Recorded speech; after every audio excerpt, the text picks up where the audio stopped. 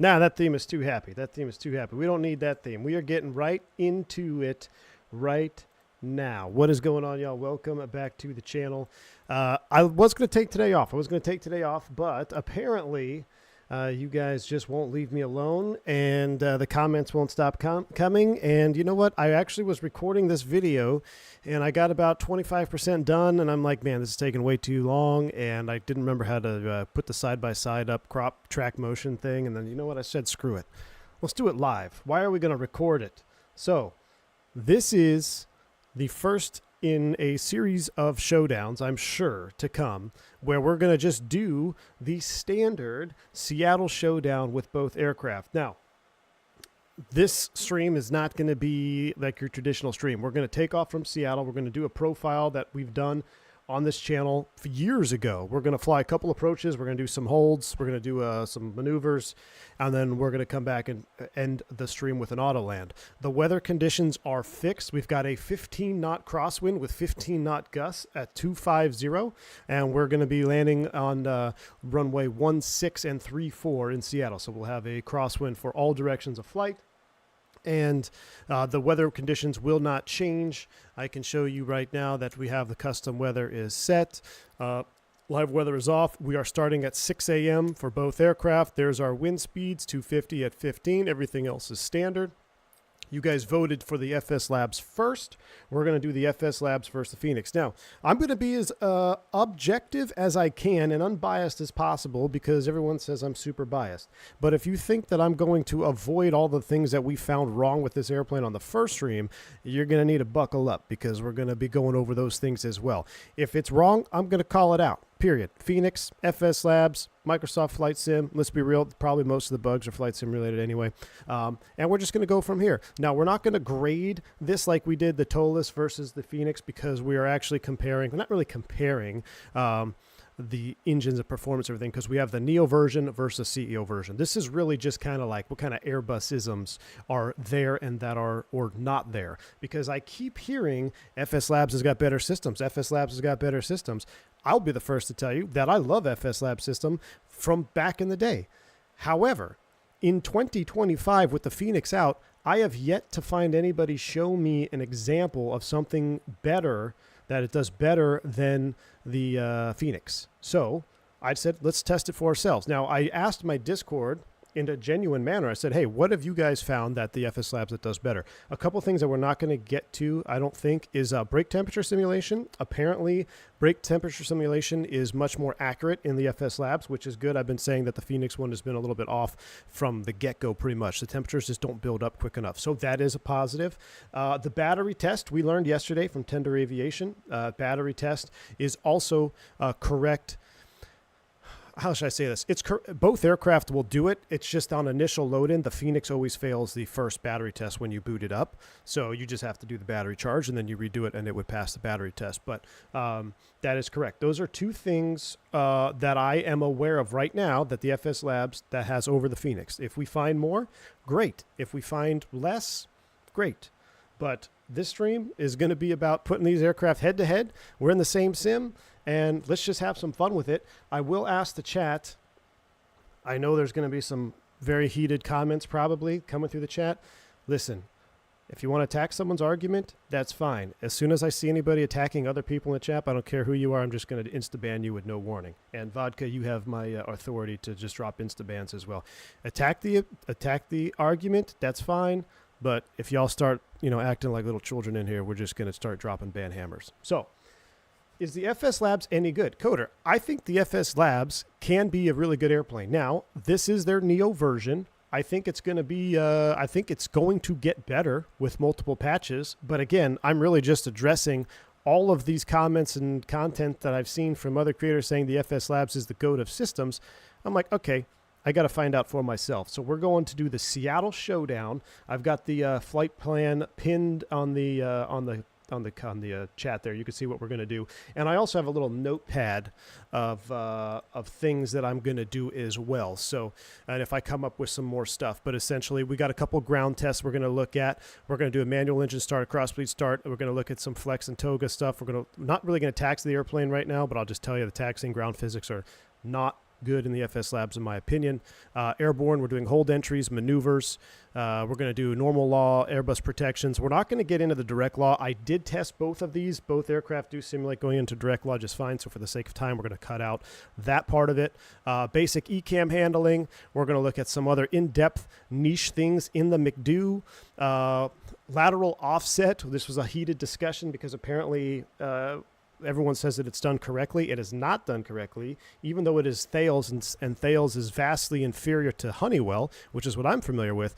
In a Thales lateral root offset, you should be able to offset from any line select key, not just L1, according to the documentation I read. But the entry exit point and all that, that is a Honeywell feature. That is not part of a Thales system. So let's clear the air on that. Look at a couple other things, and then, like I said, we got 3 approaches. ILS 1.6 center, autopilot off at 200 feet. We're going to do the RNAV 3.4 center, and then we're going around on both of those, and then we're going to do the ILS 1.6 center Cat 3 Autoland, regardless of any glide slope warnings or Autoland lights or anything like that. We're just going to let the airplanes do what they're going to do, and if they crash, they crash. If they land, they land. I'm not going to touch anything at all. I also have the vertical cockpit cam up. I'm going to be trying to toggle my cockpit cam on the mainstream, but if I forget and you just want to see, make sure I'm not cheating, the cockpit cam stream is up as well, so that'll constantly be on for you. All right? Those are the ground rules. Let's rock and roll. Kip on the ground. What's up, man? Microsoft default DC versus Matsim. Kip. Oh, man, that's funny, dude. Good to see you, man. Hope you're having a wonderful day, man. Let's fire this airplane up. So here we go into the cockpit. Now, I will say I did learn how to put the zero fuel weight in there, which is fantastic. It's super easy. So Thales is pronounced tails. Thales. Oh, Thales? It's pronounced Thales. Thales? Like Thales? I'm going to call it Thales just to make sure everyone knows I'm not French. Here we go. Battery 1, battery 2. And I'm going to be semi-quick on the startup. We're just booting up the airplane. We're not going to spend a lot of time here. I'll show you the simple flight plan, but we're going to load it all up together so you know I'm doing the same exact thing for each aircraft. The first thing we're going to test is something really cool that I actually learned works on other aircraft, is the cabin flow rate of the air conditioning. So we're going to with the cabin fans, and with the respect to the ground conditioned air. So that's going to be the first thing we test. And we'll get the airplane booted up here. I'm just going to wait for the screens to come to life, and we'll commence our flow. The comment section is going to be worse than after the... Jeez, Asso, what's up, man? No slewing allowed. No slewing allowed. All right. Now, when Fenix releases a Neo, you can guarantee that we're going to do a scoreable... This is like an exhibition fight. When the Fenix Neo is out, it will be a scoreable 1v1 match. This is an exhibition match. I'm just trying to find out where all these superior systems modelings are. And I'm looking for them. Like, I want to see them. What's the difference between John Elway and O.J. Simpson? I won't say the punchline. Here we go. Pete Ski, thank you for the 20 gifted subs, my man. Appreciate you. Massive 20 gifted sub drop here on the channel. Very kind, Pete Ski. Appreciate the support. CVR test. Checks. Captain Purrs, Captain. Get the 8ers 1, 2, and 3. Strobe, auto. Nav on. Auto. Arm U. That all looks good. We already did the battery test. We might as well, we're not going to do it again for sake of time. We know it works. Fire test. David Isaac, welcome to Commercial Pilot, man. Glad to have you back on board. You can hear the vent blowers and everything going through their power-up test. That's what that fading in and out is. That's accurate. Thank you again, Pete Ski. Appreciate you, man. All right, coming up the right side, everything else looks fine and normal on the overhead there. It's coming back down here. We've got everything. We got engine oil. That checks. Let's get our McDo's up. Did I lose a McDo? I'm going to have to check the...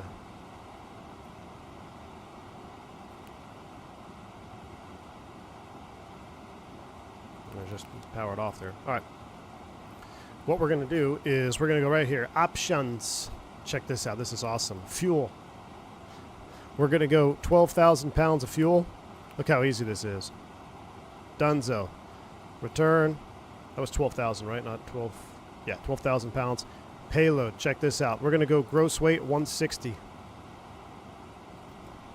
Boom. Aircraft loaded. I love it. return. It's easy. I like it. All right, here we go. Let's begin the initialization of the aircraft. We're going to take this from top down. So we're going to be loading Seattle to Seattle. And we're going to load each box identical. Flight number is just going to be 357. Cost index is going to be 5. Cruise altitude is going to be 5. Is that 500? There we go, 5,000 feet. Ground temp matches 15. IRS and NIT. We'll just go ahead and hit a line on ref. We don't have that on our news. Departure 16 left on the Harib 6. Insert. Coming right back, Seattle. Arrival, ILS 16 center. No star. Return. Insert. Secondary. Initialize. Couple things we want to test. First things first, let's get our secondary in here. Seattle, Seattle. Boom. Secondary flight plan. Seattle, departure. 16 left. Return. Then we're going to put in our engine out. Seattle, 161 radial. 15 miles. Should create PBD-01. Oh, it must have stored the PBD-03.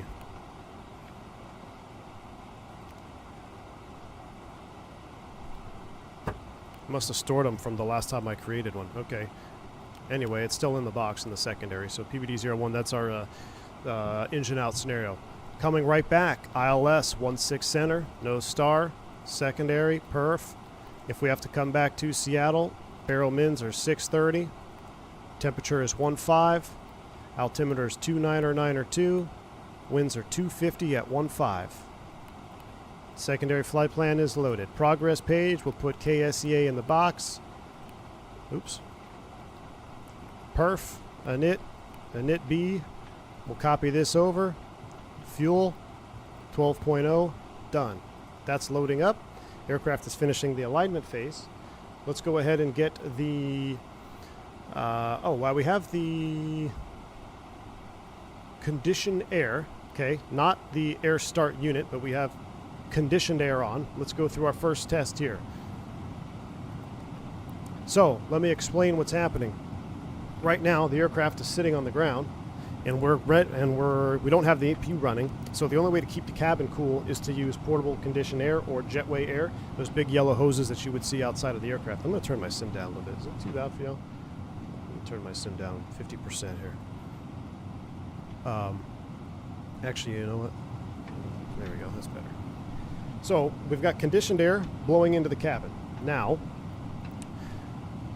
this is actually something that was kind of new that was brought to us, I don't know, last year or so. It said, hey, if you're struggling to keep the aircraft cool with conditioned air, you need to turn the cabin fans off. Because if you turn the cabin fans off, the air conditioner outside is going to actually have less restriction of trying to get the cool air into the cabin, and you will actually get lower temperature air into the ducts. Now, the trade-off is when the cabin fans are off, the volume of air flowing through the cabin is going to be less. So it's a trade-off. In my real-world experience, I don't think it's worth it, because even though we get cooler air, the flow rate is just so little that I'd rather just have it blasting and be a little bit warmer. But at the very least, if we turn off the cabin fans, we should see a decrease in temperature from the external air. So cabin fans are coming off. It's our first test. We're locked at 54. No change.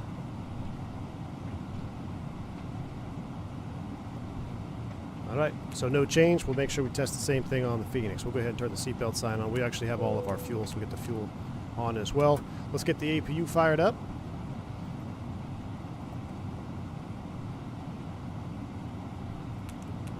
And we'll just monitor the APU startup sequence. Is the air a lot cooler or just a bit cooler with cabin fans off? It drops it a handful of degrees, Jeremy.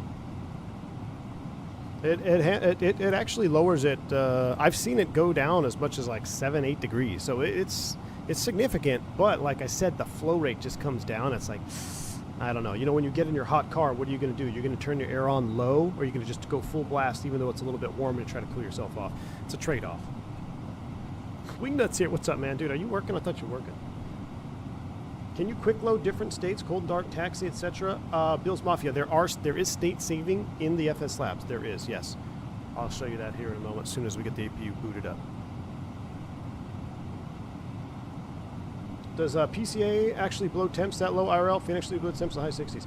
It really depends. It's Jerry. I've seen portable air outside be really good. I've seen ground air carts keep the airplane relatively cool. I've also seen ground air carts blow in 90-degree air. So it depends greatly on the unit that's outside.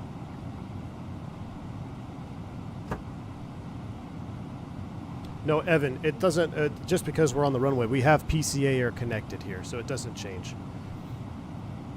It's there's no, I don't believe there's an external model for it either way. It's just something you toggle. You can hear it in the fans when you turn it on, turn it off. All right, APU is up and running. We'll start the chrono. And somebody asked about save states. There you go. Panel states. You can load, save, set default. So it does have that. Yes, it does.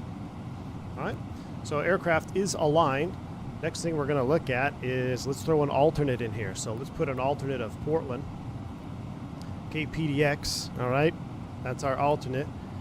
Fuel for the alternate, it's saying 2.1. Let's call that 2.5. Give us at least 30 minutes extra there. Now, what is missing from this fuel predict page with alternates, this is something we discovered on leg 1, is we don't have the PDX airport in here. We should have Portland in there with some additional information. This fuel predict page is kind of bugging out. All right, we discovered this on our first flight. We will test it again in the Fenix just to be 100% fair and 100% certain. Both of these boxes are modeling a Thales type of box, right? A Thales, right? Thales?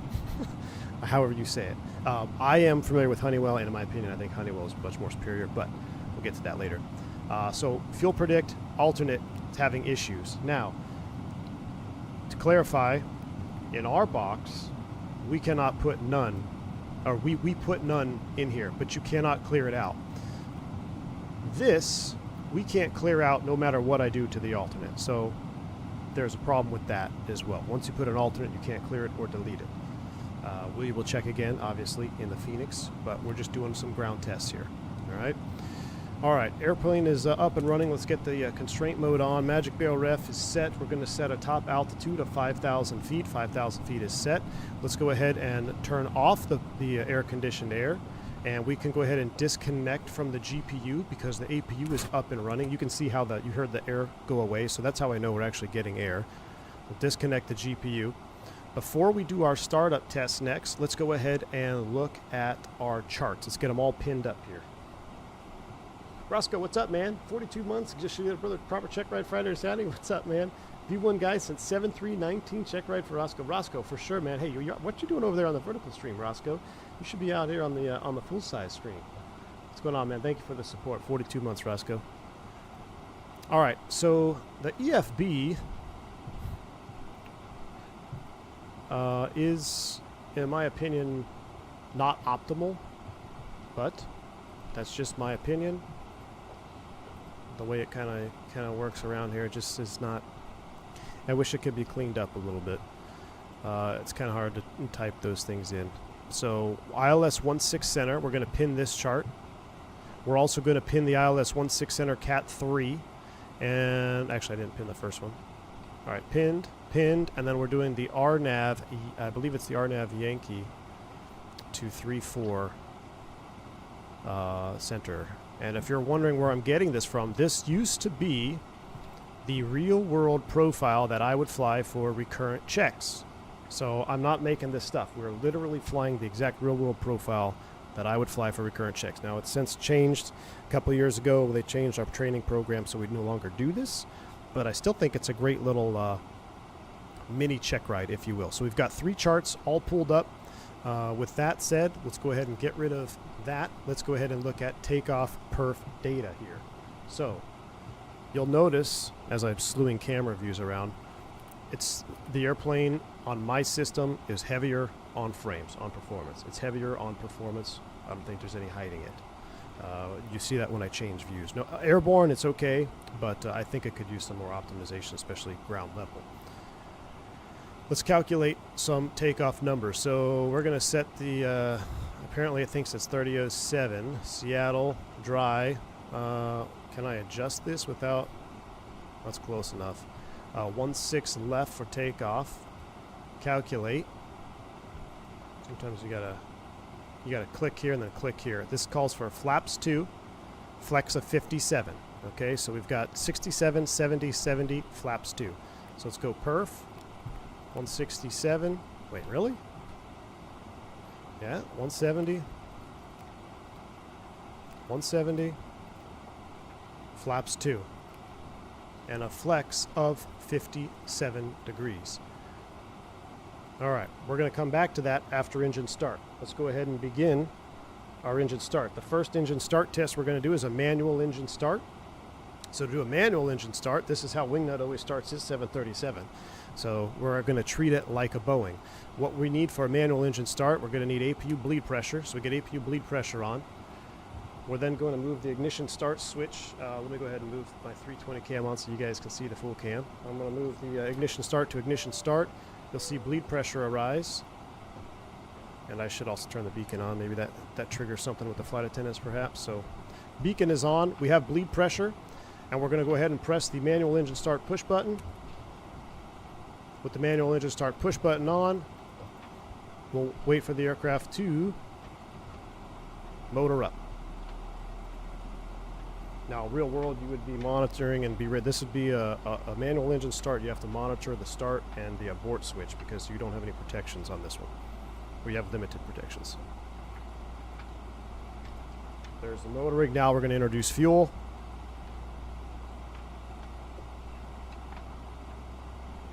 You'll notice manual engine start, we get ignition AB. That is correct. So on a manual engine start, you get both ignition A and B. That is correct. It's a nuance. It's modeled correctly. There's our light off. Engine's available. Got a good engine start. We'll turn the man start push button off.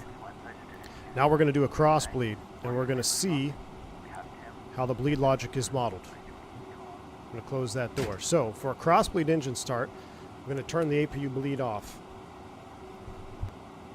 With the APU bleed off, you'll notice we got bleed pressure.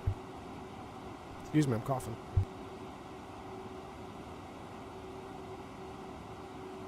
Sorry, I had to get a sip of water there. All right, so this is correct indications. We got bleed pressure. We got bleed pressure on the left side. And for a cross bleed engine start, when I move the start switch to ignition start, we should get an increase of N1. Or excuse me, when I move the cross bleed to open, because what's going to happen is engine number 1 is going to be providing all of the bleed air. So we should see a rise in N1. All right, so that's going to open. Now we've got bleed pressure on the right side. Look at the increase in N1. That's very good. Now, this next part, full disclosure, I don't know if the CFM leaps do idle engine start, but we're going to try it anyway. I know the Pratts do. And as long as you have pressure, I think the bleed logic is similar. It should go ahead and start up. So we go start engine 2. We're leaving the thrust lever at idle. It's already increased. It's gone to like the, what is it, a modulated idle to provide bleed pressure for number 2.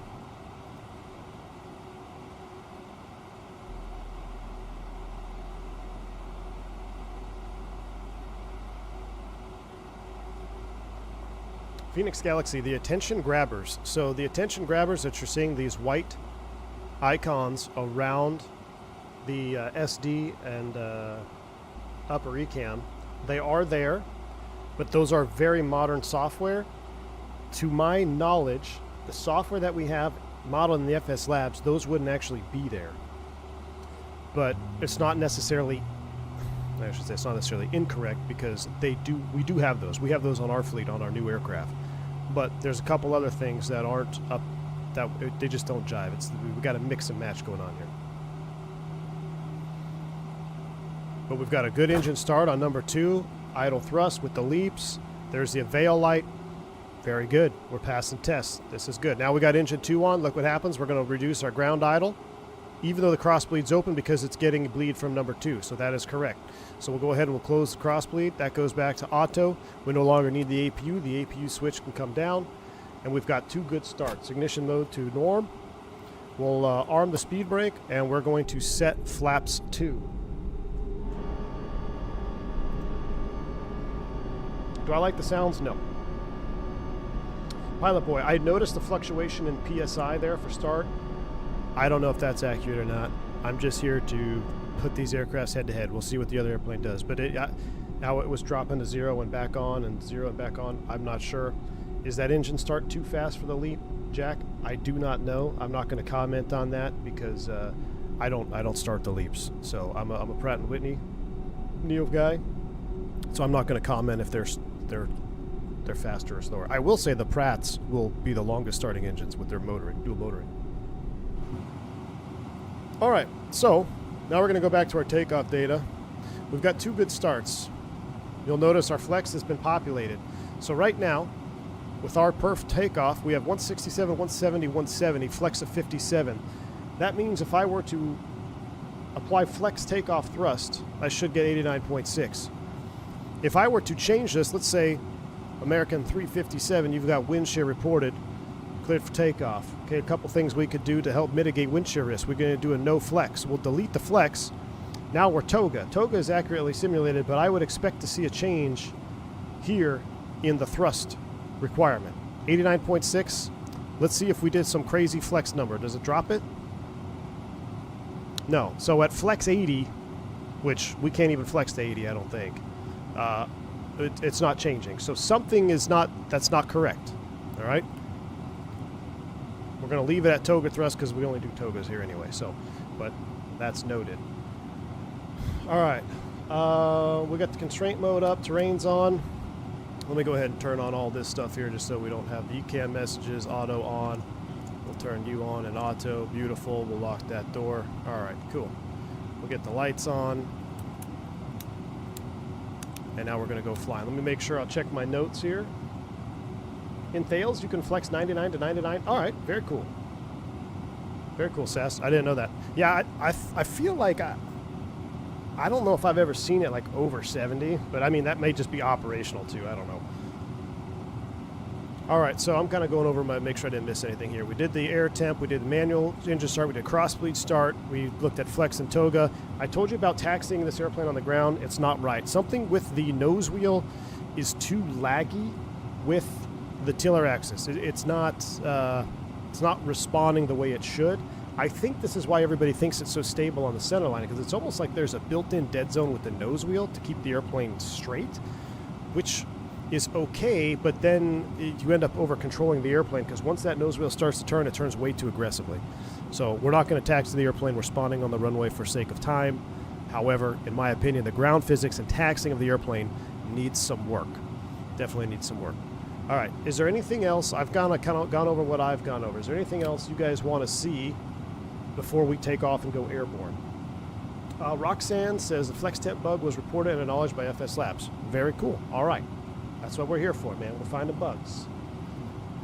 All right. We're going to do takeoff config test.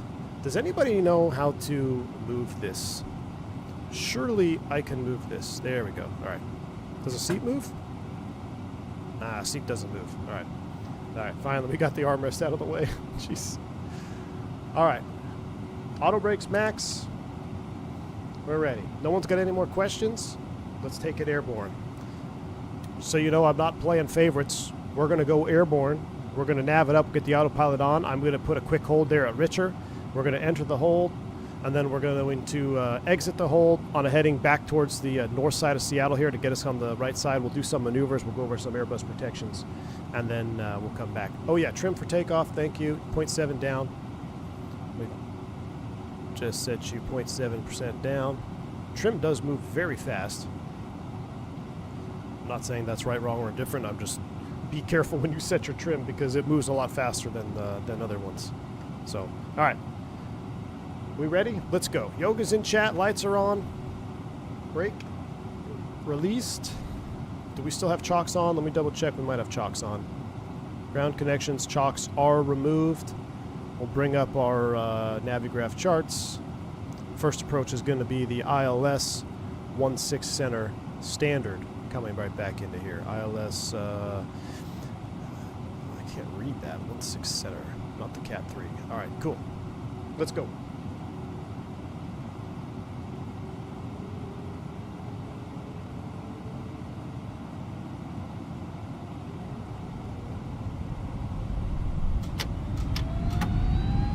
Man, Toga SRS runway, auto thrust is blue.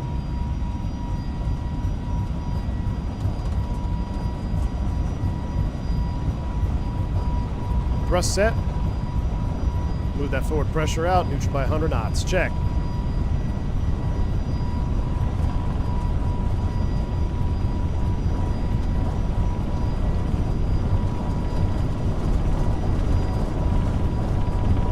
V1, rotate. Positive rate, gear up, navin, fly with.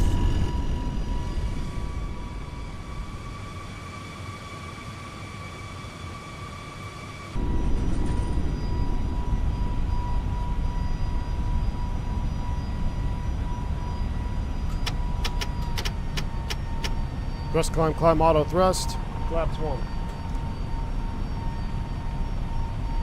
We will engage autopilot 1.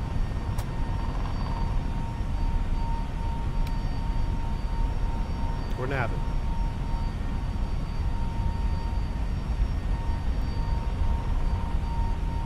Once we get over KOB, I'm going to insert a computed hold at Richer. I'm doing it over KOB, so I remember when to do it at the same exact spot.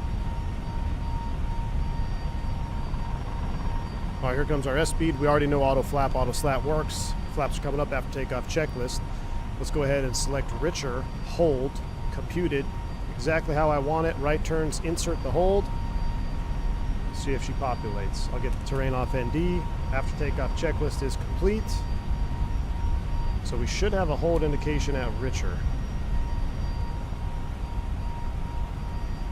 I did insert it, right? Yeah, so hold is there. Keep an eye on it. We're climbing to 5,000, 4 for 5. Checks. You say ground handling, mostly tiller is weird. What are your curves set to for the tiller? They're 100% linear, just like every other airplane I have. Or just like every other Airbus. Because the tiller has its own, what do you call it, calibration. I'm not the only one to report that issue too, though, so I know it's not a hardware issue on my end. All right, so we're leveling 5,000.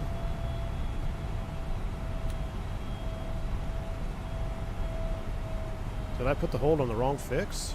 Oh yeah, I put the hold on Emerald. I put the hold on Emerald. Okay, so Emerald's out there. I'm going to change that real quick. Ooh, will that let me do it on Richer? Hold, computed, insert.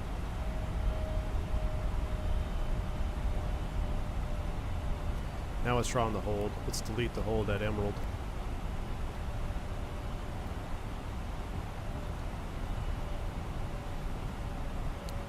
We got something going on here.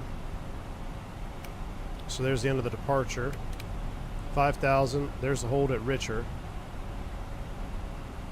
Mr. Wildchild, what's the first pilot, man?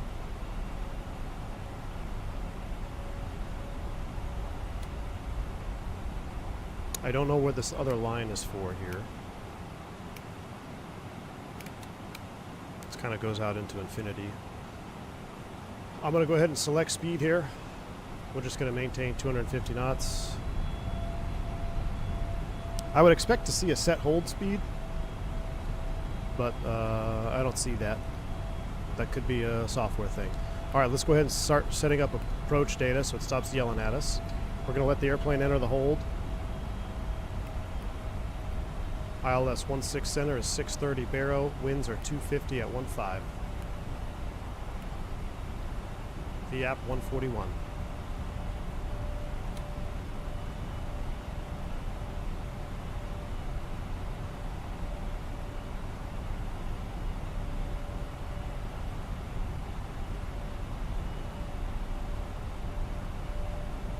Kind of curious. I'm going to see where it goes here because I don't know what this extended line is.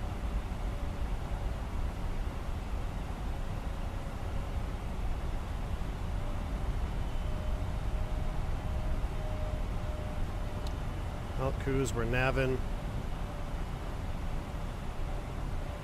I just want to make sure it stays in the hold. I haven't actually done a full hold.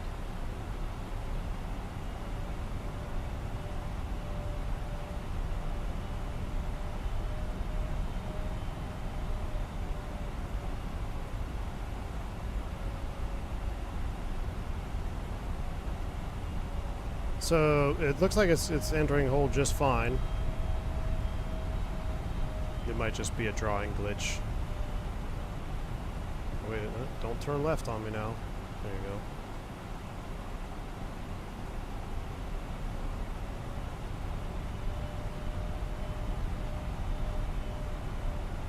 go. Okay, so it's going to fly around the hold. Very cool.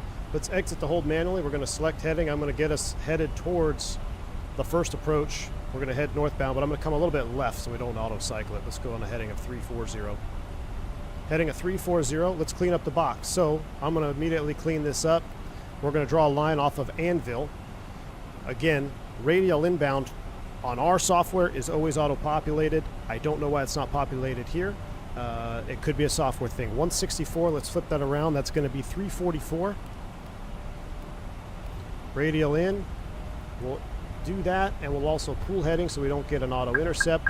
That's accurate behavior. See how the airplane want to do that little intercept thing? That's accurate. That's why you always guard the heading knob after you draw a line. All right, but our box is cleaned up nicely. We've got nothing but the ILS 16 center with an extended center line.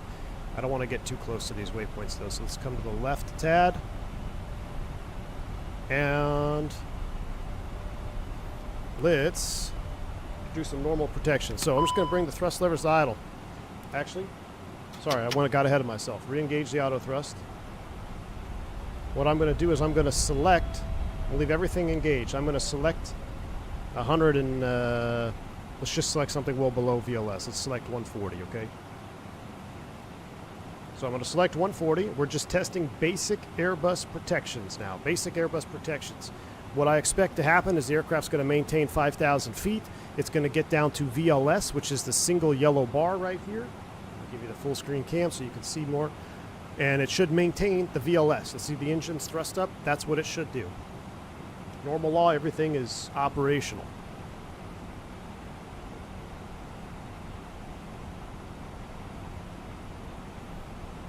You can see the N1's actually already starting to come up to maintain VLS.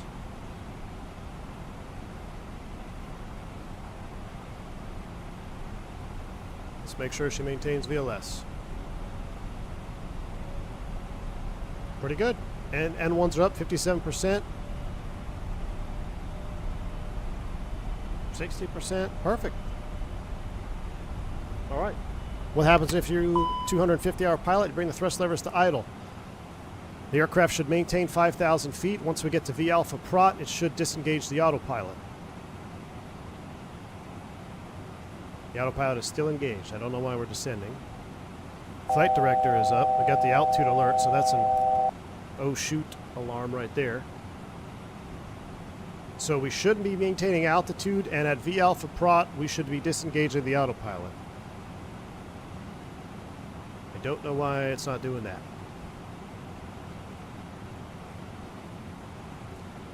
So we're just descending. Let's give it the benefit of the doubt. Let's just say 4,000 feet. 4,000, open descent, see if it levels at 4 here. Alt star. The aircraft should level.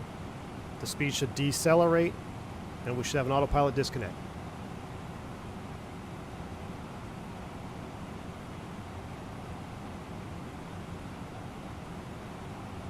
I'm not sure what's going on there. So that's incorrect. That's incorrect. That's not what would happen in the real aircraft. All right, so let's trigger an alpha floor event. So power is at idle, but the auto thrust is still active. If I were to manually disengage the autopilot, and if I were to pitch up, I should trigger an alpha floor event here. Alpha floor, that means thrust is going to come to Toga. Here it comes. Toga lock.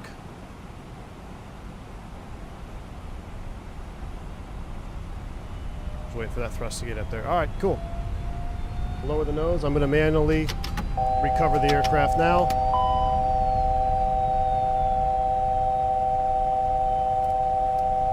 That seems to work okay.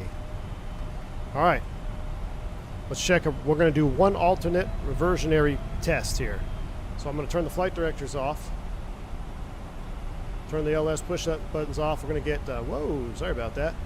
We're going to get IRs too. 1 and 3 are off. We're going to go reversionary panel, Captain 3. I got my data back. We're going to bird mode is on. So we have proper indications here. I can tell immediately. We've got VLS, but no V alpha prot, because guess what? We have alternate law, prot lost. That means protection lost. So we shouldn't have the V alpha prot, or excuse me, we shouldn't have the protection speed scale, which we do not. That is accurate. That is well done. I'm going to accelerate this deceleration here by pitching up to 10 degrees. As soon as we get an indication of a stall, I'm going to recover. We should get a stall. You can't stall the aircraft in alternate law.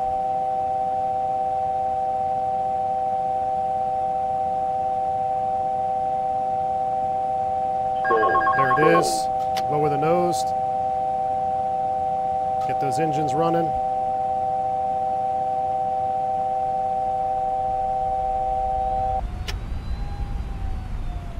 Nice and easy. Spin that up so it stops beeping at us. All right. So overall, it's got some stuff going on there. I like to see it. We just have a bug with the main normal law protection there. I don't know why that was doing that. So we're pretty much good there. Let's do a quick steep turn just for hand flying characteristics. I'm going to use the auto thrust on this one. I don't use the auto thrust when I do this maneuver on the recurrent, but I'm going to use it for this one. We're going to try to maintain 3,000. We're going to keep heading, what are we at, 310? We'll call it 310. Let's maintain 3,200 feet. All right, we're going to try to maintain 3,200 feet. Steep turn to the left. Oh, well, abort. That's my fault. My fault. I need to get the speed in here because I want to do it with auto thrust on. So let me get the auto thrust back up.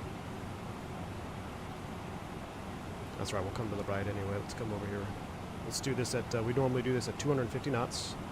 So we'll bug 250, auto thrust engage, autopilot's off. I'm just trying to keep track of where we are. All right. 3,200 feet. We're going to do one steep turn to the left.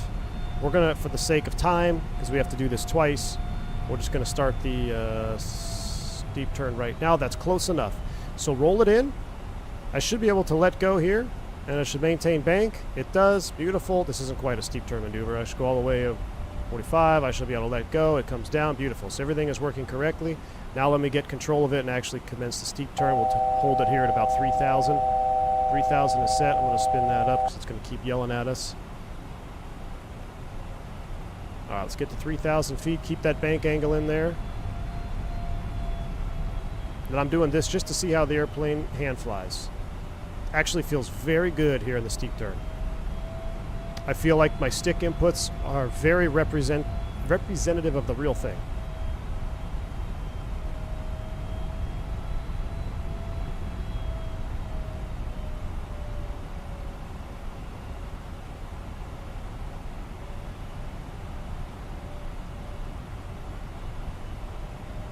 Got a little bit low there, correcting.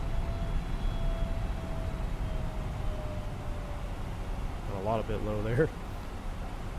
Well, that was a failed steep turn.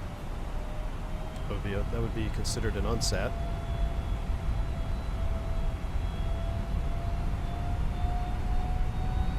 So you got to be careful with auto thrust. That's why I don't use auto thrust when I do it for real, because you have to counteract those thrust changes.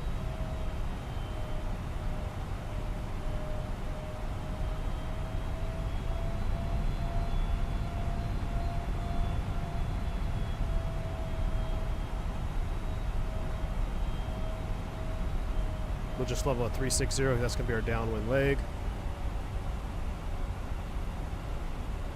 Pretty good. Not bad. Hand flies pretty good. I actually like the way that feels in the turn. Wasn't the best steep turn by any means, but I like the way it felt. Let's rebuild our automation. Flight vectors are coming back on. We're back to FD mode. Let's go ahead and descend and maintain 3,000. Let's start the getting vectored in for the first approach. I'm going to slow the aircraft down as well. Overall, not bad on the maneuvers.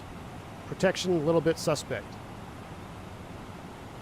All right, let's go ahead and... Oh, we got to get flaps 1 out. There's speed checks, flaps 1.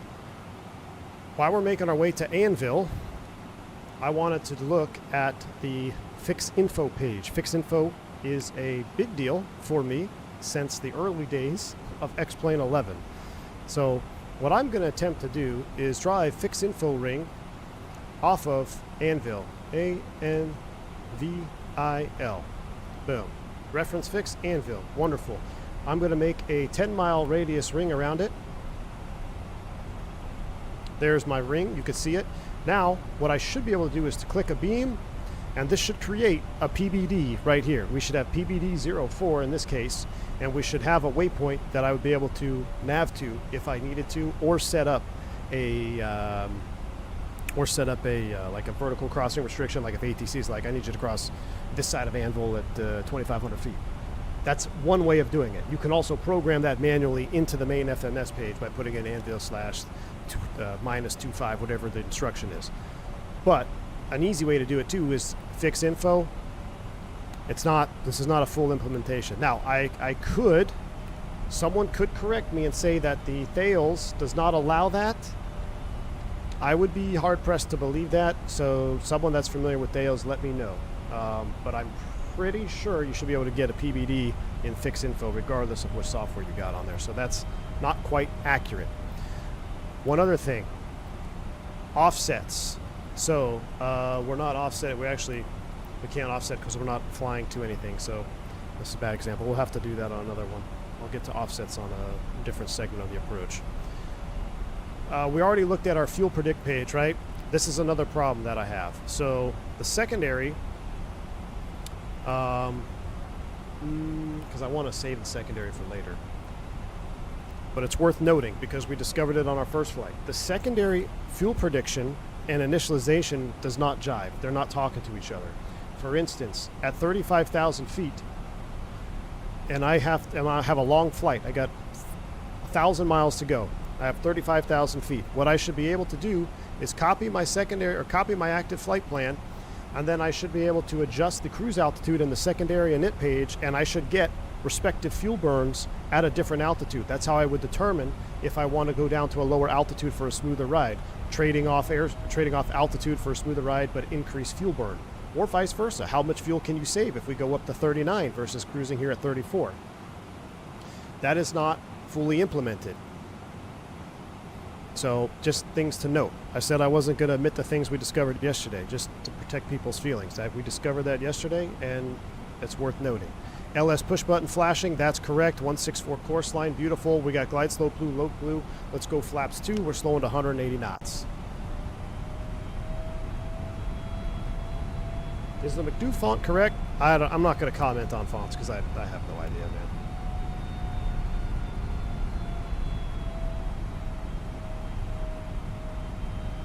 All right, so we're armed up, glide slope, low blue. This approach is going to be a standard approach. We're going to fly it down to minimums. I'm going to disengage the autopilot at minimums, then we're going to land the aircraft. You can see we've got the wind 250 at 15. Should be pretty standard. What else can we go over? What am I going to check my notes? We already went over the lateral offsets. Just to touch on the lateral offset. So right now we're on an inbound course, we don't have offset. But to my understanding is even if you're on the Thales or Honeywell, doesn't matter which one, you should be able to select offset from any left line select key. You just won't be able to select an entry and exit point. That is a Honeywell feature, to my understanding. So this aircraft only allows you to select an offset from LSK1. Just a notable mention. Again, everything that I'm saying and talking about right now, we're going to do the exact same thing and the exact same critique in the Fenix. All right, Localizers is alive. Typical Microsoft Flight Simulator glide slope. We're not getting a glide slope info right now. That's just a Microsoft thing. It doesn't let you, I think outside of 15 miles, you won't get a glide slope indication. So nothing to do with FS Labs. That's a Microsoft Adobo problem. Sometimes you can get that glide slope out there, 30 miles plus.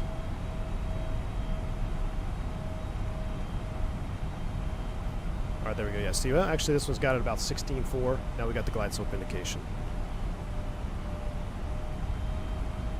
All right, we're going to slow to 180 knots. We're flaps 2. The approach is captured. Waiting for the glide slope. We're going to do this missed approach. We're going to touch down, go missed, fly the missed, and then shoot an RNAV back in. We'll throw a train up on ND. We'll see how the aircraft handles straight up ILS approach. Beautiful Seattle down there, isn't it?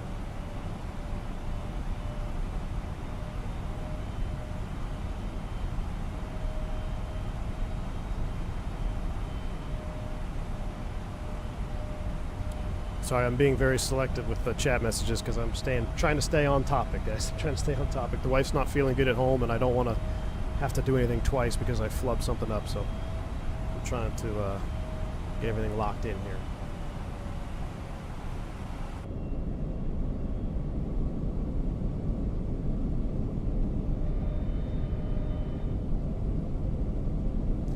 Would you guys be upset if I said the wings give me Tolless vibes, X-Plane 12?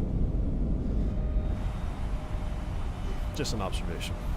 It's kind of remind me of Toll. They look familiar to me. I mean, they should. I had a P3D, but I just feel like every time I've done this flight, it's been in the Tolless or the Flight Factor, because we used to do this. We did this several times in X-Plane, comparing aircraft. Beast, how's it going, man? How do I like the sounds? Sounds are very personal. In my personal opinion, I don't love the sounds, man. I don't, but that's just my personal opinion. Some sounds are okay.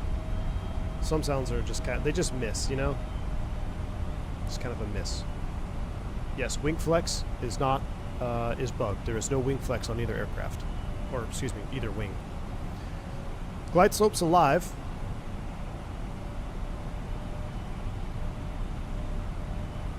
Yeah, we did this a few times for Recurrent, Team Vodka, absolutely. And actually, I got Recurrent coming up here in a month, so this is actually good practice. Glide slope star. All right, we're going to set 2,000 for the go-around. 2,000 is set for the go-around altitude. We're going to come down to 2,000 feet above touchdown, so we'll call it 2,600. Touchdown zone is 459, so let's call it 500. 2,500 MSL is when we're going to manage the speed and configure for landing. VAP is 141. Speeds, environmentals are set.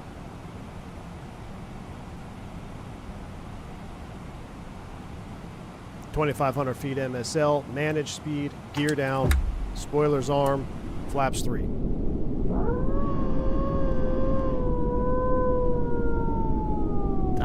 I keep thinking my dog is howling when I hear that sound. I don't know what that sound is. Maybe there's some hydraulic configuration that does that sometimes. I'm sure there is. It's Airbus. But daggone, every time I hear that, I think it's my beagle howling in his sleep. VFE next bite is 10 flaps full. Landing checklist.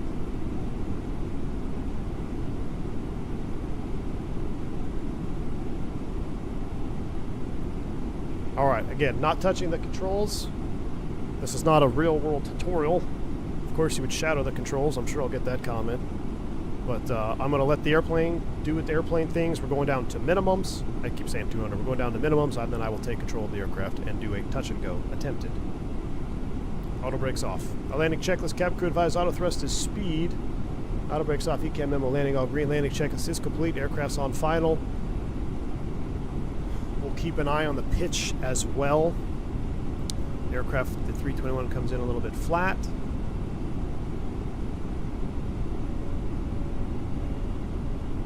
.57, 58 on the thrust.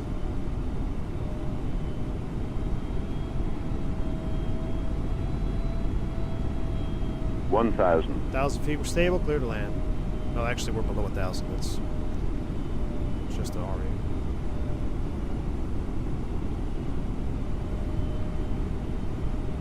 Alright, so I'm going to shadow the controls here to get ready to take over at minimums.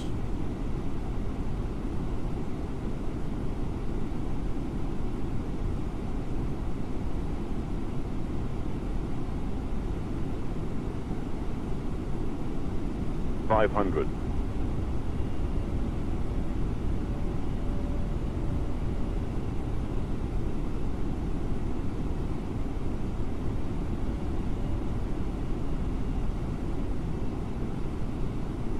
$100 above.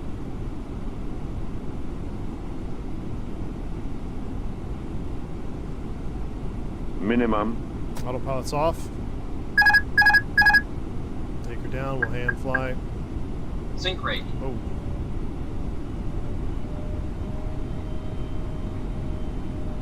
50, 40, 30, 20, retard, 10, retard.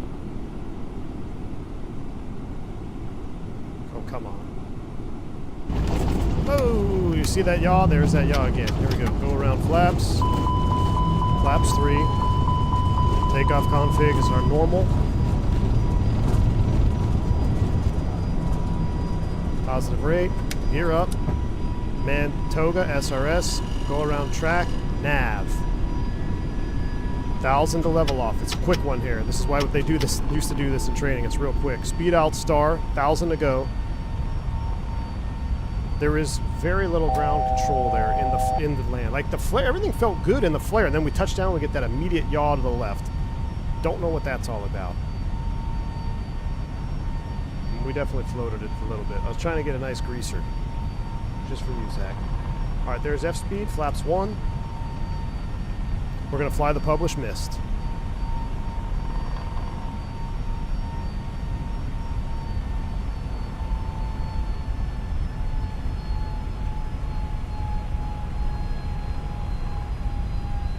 S-speed, flap 0. Speed out.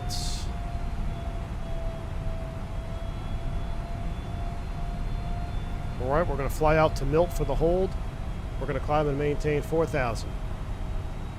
Going to maintain 4,000. We need 230 and let's call it 240 in the hold. Alright, thrust climb, open climb, 4,000 is blue. We're staying navving to Milt. Now we're going to set up for the RNAV, Yankee. So arrival, RNAV, Yankee, runway 34 center, no star, no via. We can insert that. RNAV Yankee, speed alt star, get rid of the train on ND. A couple extra lines here. These are normal, except we have a few more lines than anticipated. We got a really long entry there. That's all right. And we're going to expect it off of, we can clean this up. We could take Lori away. We'll insert that.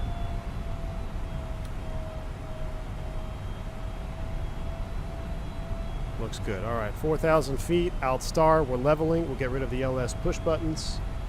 We're in selected speed. Let's activate and confirm the approach phase. RNAV 34 center Yankee. Vertical dev is already up. That looks good. Did I not pin that one? RNAV 34 center Yankee.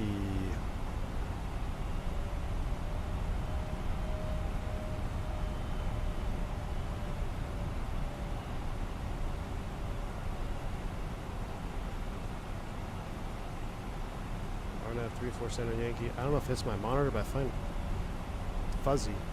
344, 2400 at Tiffy. We're doing the LNAV VNAV min of 839. 839 on the barrow is set. All right. I want to see if this is going to go way out here in the, or if it's going to, well, I just kind of see what kind of hold entry this is. All right, for coming back around, we're going to be manual brakes. Everything else looks good. Normally I'd kill the lights here, but we're talking ATC, but we're not talking ATC, so we'll eat that. And departure, American 357 entering the hold. Over Milt 4,000 feet. We'll let you know when we're ready for the RNAV 34 center. Roger that, guys, when you're ready.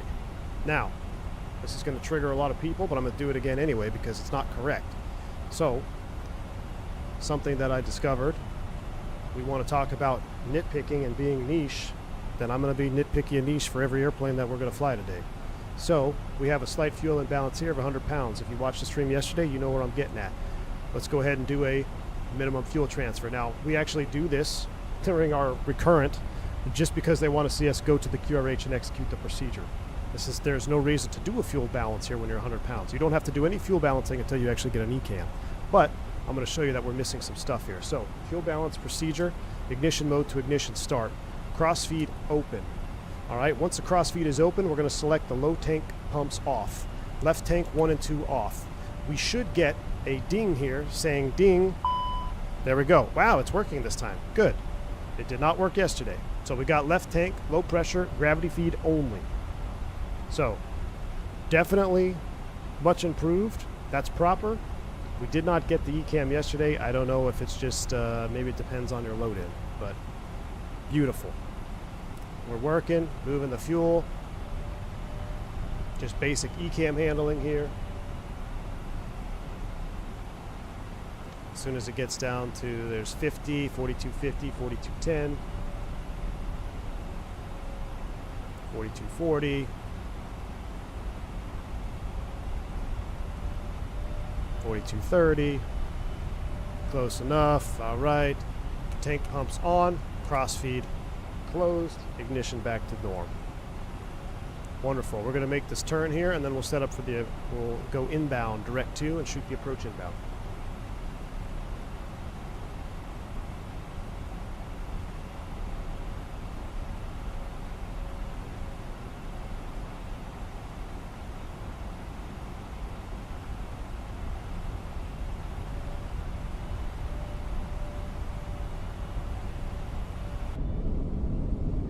Turning in the hold, and we'll go inbound on this. Why do you turn ignition on? Because it's free. And it's in the procedure.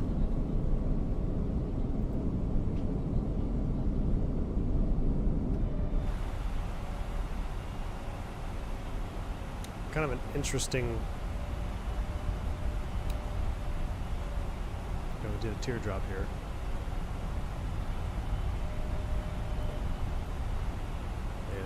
Looks right to me. It just calculated outbound leg, inbound leg. Wonderful. So now let's clear this. Let's go direct TIFFs. Insert, exiting the hold. And once we're established inbound, we'll redirect it to straighten out the line. We'll arm the approach.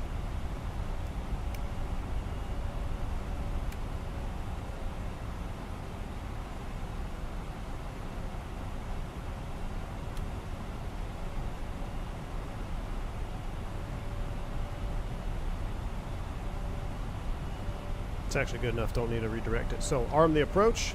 Final, app nav is blue. We got the vertical deviation. Looking good.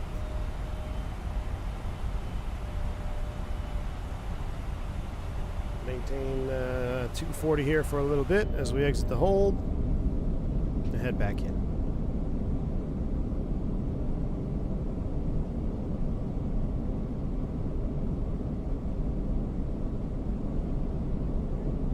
How does the hand flying feel? Felipe C.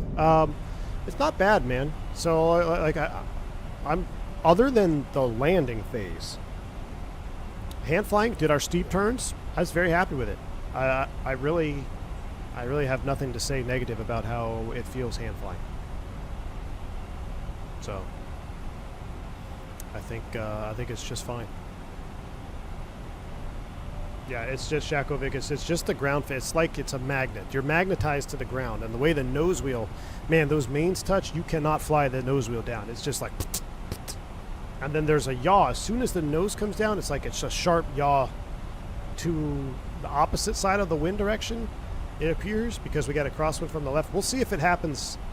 This will be interesting because we're going to be landing same runway, opposite direction. So we'll see if we get the yaw to the right or to the left or no yaw at all. We'll find out here pretty soon. All right, inbound TIFFs. Let's go ahead and start slowing down with 10 out.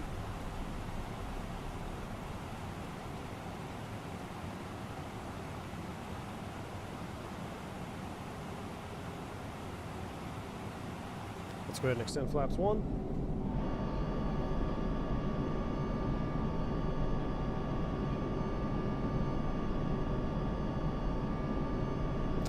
.330 driver said steep pitch down moment shouldn't be happening while hand flying. Well, 330 driver's never flown an A320, so I wouldn't take his word for it. Now, what he may be referring to is something happening when you're getting into slow speed protection. I'm not sure. The point of the steep turn is that you understand how the fly-by-wire works on the 320, because once you go past 60, once you go past 45, 37? Sure, I've drawn a blank on the angle of bank. I think it's 37 degrees. The pitch trim is inhibited. So you actually have to force the nose up. 33 degrees angle of bank. Thank you. After you go past 33 degrees angle of bank, the pitch trim is going to be inhibited. So that's why you do the steep turn maneuver, because the examiner wants to understand that once you go past that roll, you will now have to control pitch. Now, the problem is when you have the auto thrust on and you're trying to control pitch in a steep turn, you're killing that horizontal component of lift. When that thrust starts to make adjustments, now you have to counteract for the thrust adjustments as well. That's why in my personal technique, I don't use auto thrust when I do steep turns. But I just thought it was a good demonstration to use it on there. And I mean, like I said, steep turns, I thought handled just fine. I got no problems with the way the airplane flew the steep turns at all, other than just me being sloppy on it.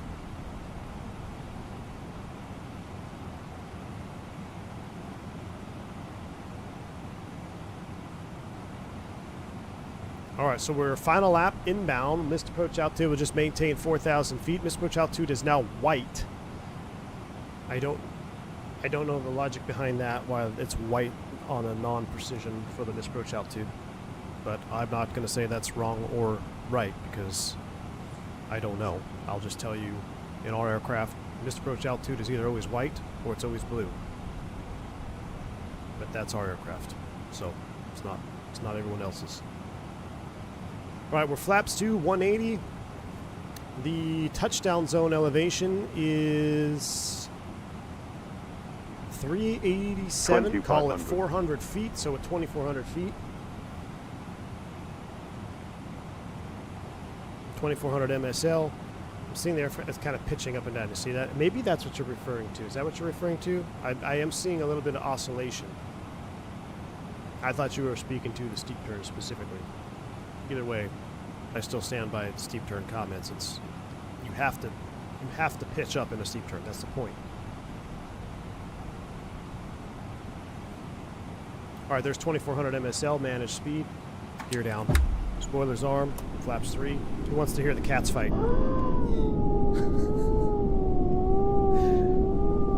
I don't know what that is. My goodness. Flaps full.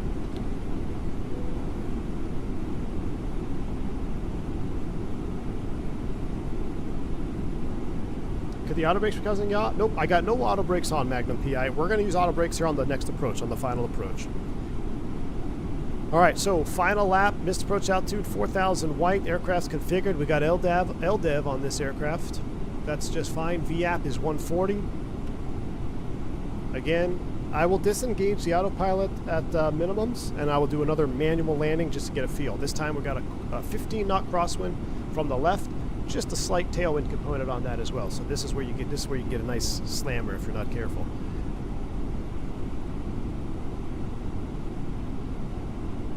American had a compressor stall to Las Vegas this morning, and the news is going absolutely bonkers. Uh-oh. No, typical media and aviation, man. It's wild. So we are getting some oscillations here. Let's just keep an eye on it. 1,000. We're doing good. We're about an hour and 10 minutes into the stream. We only have one more test after this, and then we'll do everything in the Fenix. We chip, chop, chip.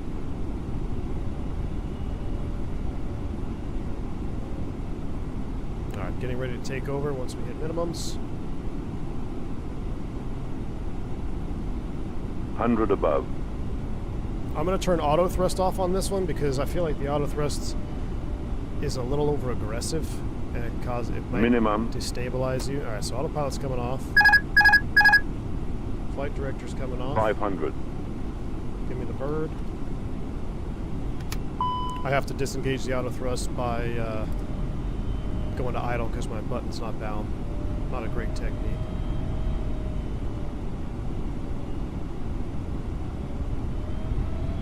Man, it really likes to sink. Might just be Seattle.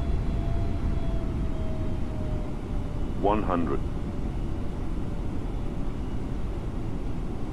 50, 40, 30, 20, retard, 10.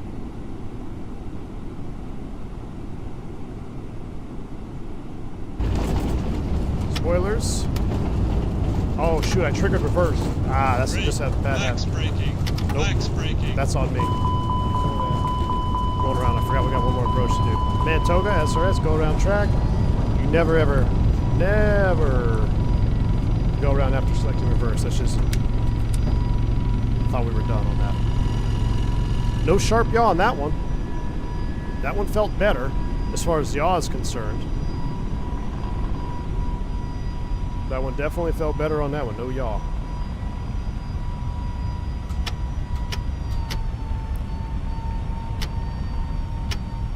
I don't know why it's really have to increase detents on this one. Thrust climb, open climb, nav. We're going up to 4,000 feet.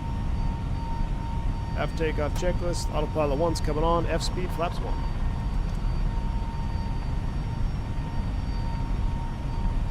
ALS shoots up.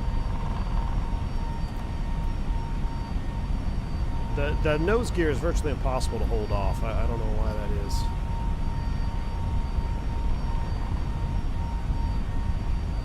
We'll actually, we'll make this 3,000 speed out star.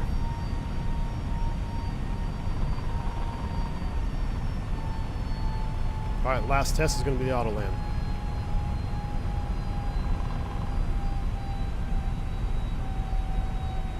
Flap 0.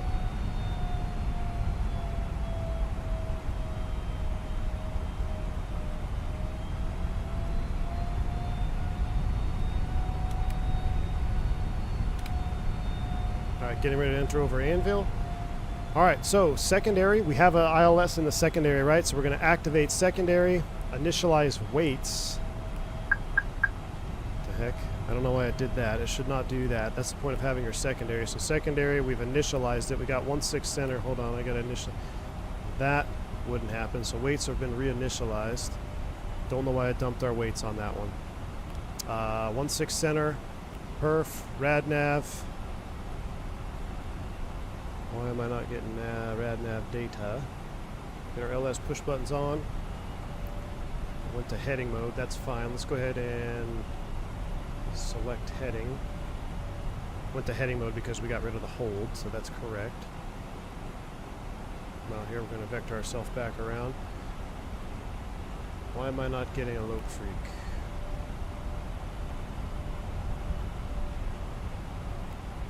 ILS 1/6 center is selected. It's reselected. Or I might have to hard tune it. So we'll hard tune our ILS Pro chart. That shouldn't happen.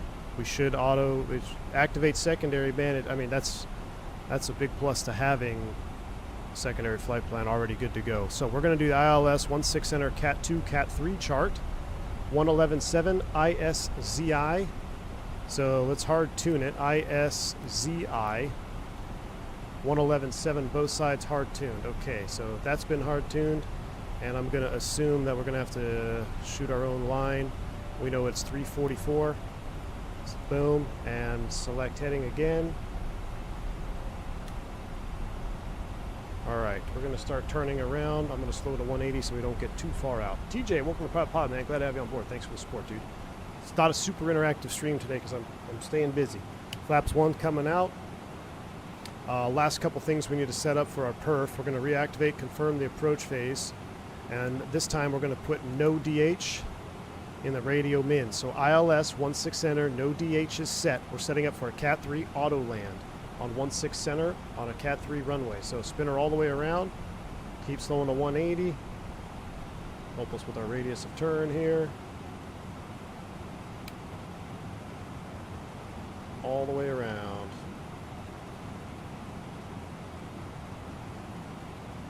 Now, worth noting, if you guys get your mini FCU to work without Mobi Flight, let me know, because I don't use Mobi Flight. I just use regular mini FCU. I can't get it to work with the FS Labs, but maybe you have to have mini FCU, or excuse me, maybe you have to have Mobi Flight, because I can't get it to sync up. That's why we got the in-op sticker there on the FCU. All right, come all the way around.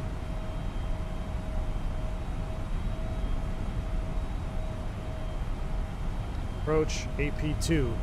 We'll see if she does a smart loc capture. She does. Loc star. That's a smart loc capture. We're waiting for our vertical to come in here. That's just a Microsoft theme. So we got Cat 3 dual, autopilot 1+2. We're going to select auto brakes low. Auto brakes low. 180 flaps 2. We're inbound for the Autoland. Last one. Mini FC will probably need to release an update. Okay. Yeah, they probably will, right? There's features in there that certainly were not in there until FS Labs. What do you mean? Oh, you guys are talking, sorry. All right, at least everyone's being civil today so far. That's good. Hey, Canadian, what's going on, man? That landing was sweet, dude.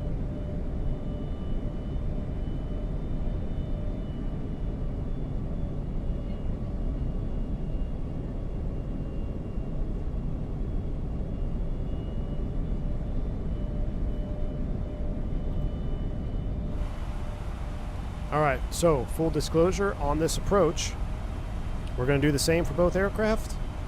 I'm not going to touch anything. It's either going to auto land or it's not. There's nothing saying it shouldn't. We're on a Cat 3 approved runway. We're all set up for the Cat 3. We've hard-tuned ISZI. And everything checks out. There's the Loke.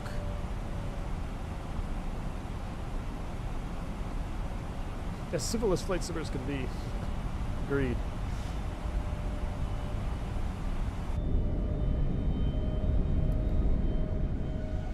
There's like a fade in when you go outside view, huh? Wait, are the wings flexing?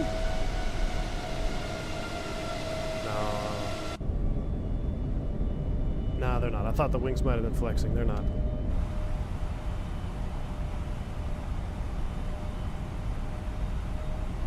All right, here comes the glide slope.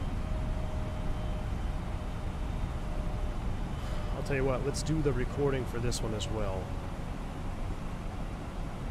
Let's record this.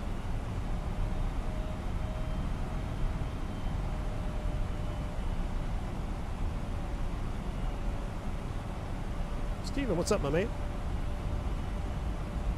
Alright, so I will start the recording once we get in here a little bit. There's glide slope star, go on altitude set 3000 blue now.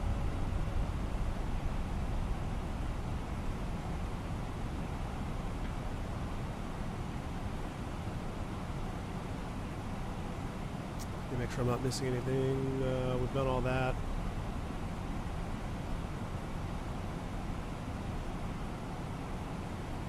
Oh. Making it amber, one thing I forgot to do. If I made that negative time, this should turn amber. But it doesn't. So, again, we're not gonna, no need to necessarily beat a dead horse, but I'm just going over my notes.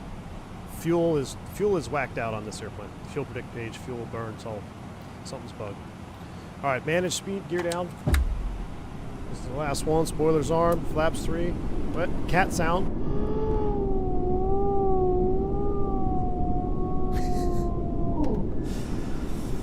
All right, last one. Here we go. Flaps full. Landing checklist. Cabin crew advised auto thrust speed. Auto brakes low. Brake low indicated in FMA column 1. That is correct. Landing all green. Landing checklist is complete. 320 cam is up. I am not going to touch anything. My hands are not touching anything. She's either going to land on the runway or she's not. 15 knot crosswind. Nothing she can't handle. A little bit of a quartering headwind-ish. Mostly crosswind though.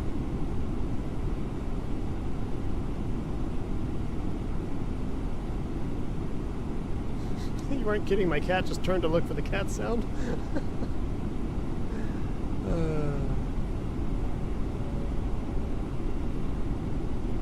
So on that first ILS, it didn't give me confidence because it seemed like it struggled tracking the Loke and slope, but we'll see.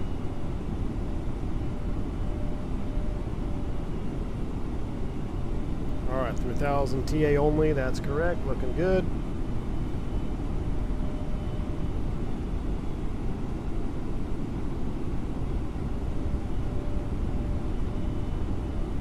There's our auto brake low ECAM, landing inhibit through 750 R8, that looks good. Last thing we're looking for now is a land green. 500. Loke is already deviating a little bit. Winds are 14 knots.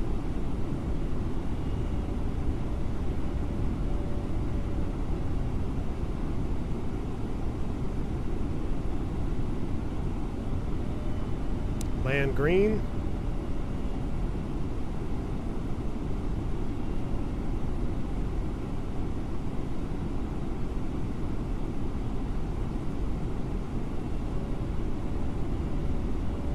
One hundred.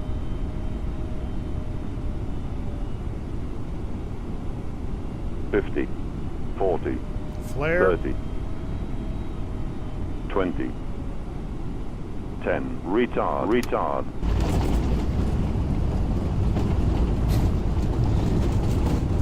Set brake. Max braking. Max braking. Reverse green. That is a unsuccessful Autoland.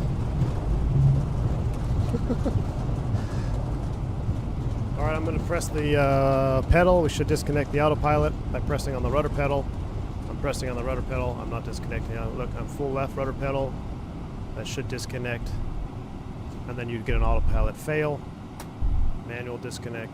Alright, there we go. So, I'd give that an F. That was an unsuccessful Autoland. Now, it also told me that it wasn't going to Autoland, but I said I wasn't going to touch it. So, I don't know what caused that.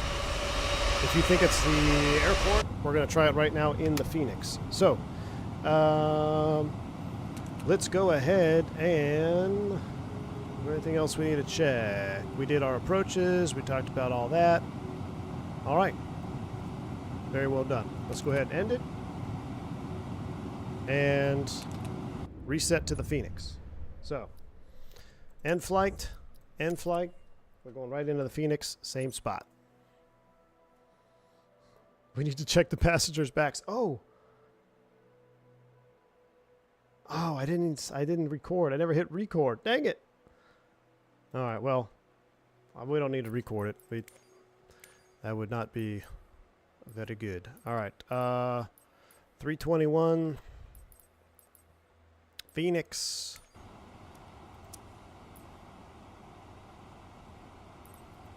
IE Sharklets. Again, remember, we're not comparing Neo to CEO. We're just going to do the same quick setup. Boom. Here we go. Do it in the default 321.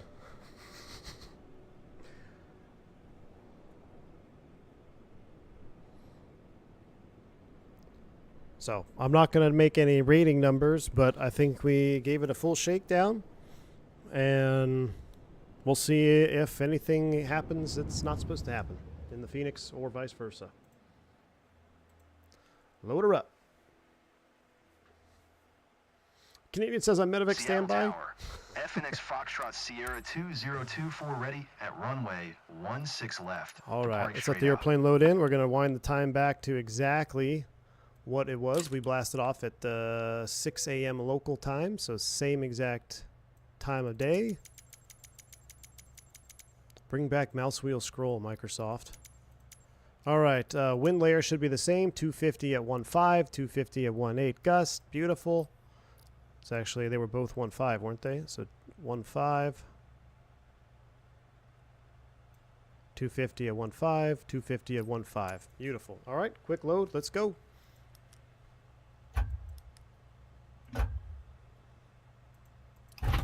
Boot her up.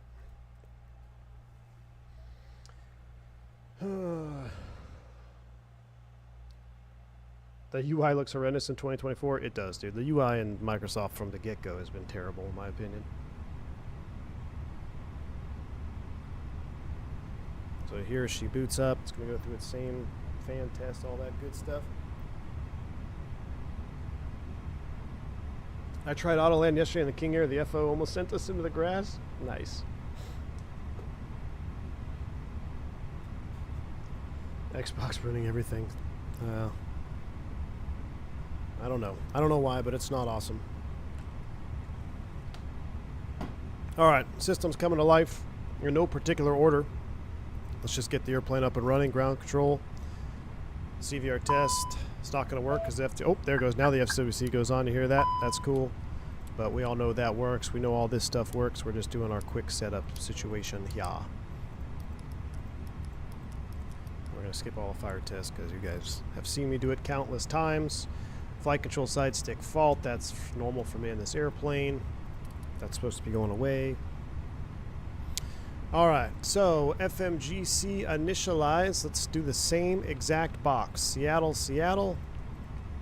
And before I do that, let's do the loading of it right here. So weight and balance. We're going to load up roughly about the same weights, right? So there we did 12,000 pounds of fuel. Planned gross weight 167. That's right there in the ballpark. Apply and load aircraft. Instant. Dismiss. All right. 357. We're going to go 5,000. Temperature 5 cost index is 55. It's fine. Doesn't matter. IRS init, align on rev, speed you up, boom, here we go. So Seattle, departure, 16, wrong runway, erase. Seattle, departure, 16 left. Arab 6, insert. Arrival, Seattle, 16 center. No star, ILS, insert that. Secondary, initialize, Seattle to Seattle. I'll be curious to see if this dumps our weights. I don't know why that shouldn't dump your weights when you activate the secondary. So we'll have to double check when we get to that point.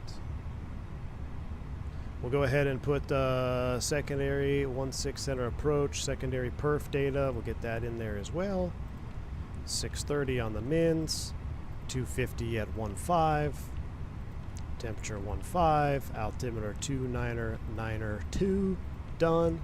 Beautiful progress page. Put you in the prog page here. Init B. We'll send our weights to the McDo. Send to McDo. Wonderful. 140, 150.40 fuel 13 block. It's loading up the time. Okay, now first test is we're going to do the same testing situation we did with the FS Labs, right? So we're going to look at the air conditioning and flow. So right now, 72 degree air. We got nothing coming in or out of the cabin. It's hot.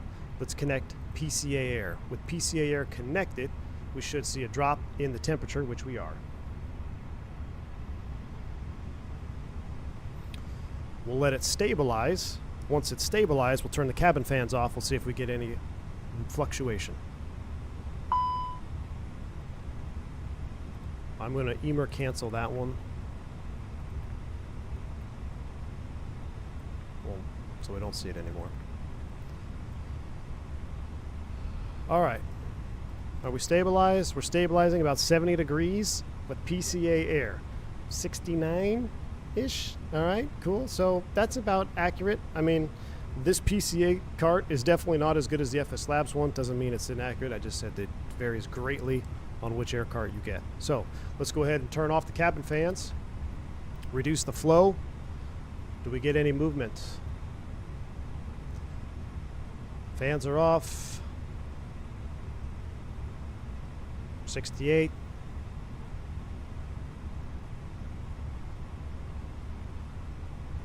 I'm actually surprised it's not moving more than that.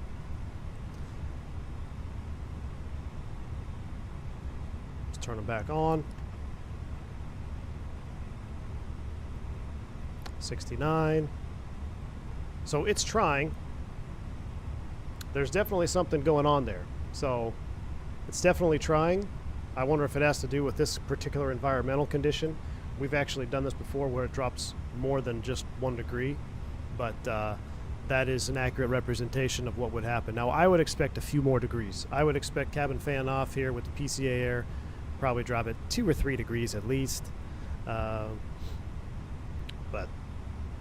we'll see. We'll just leave it as is.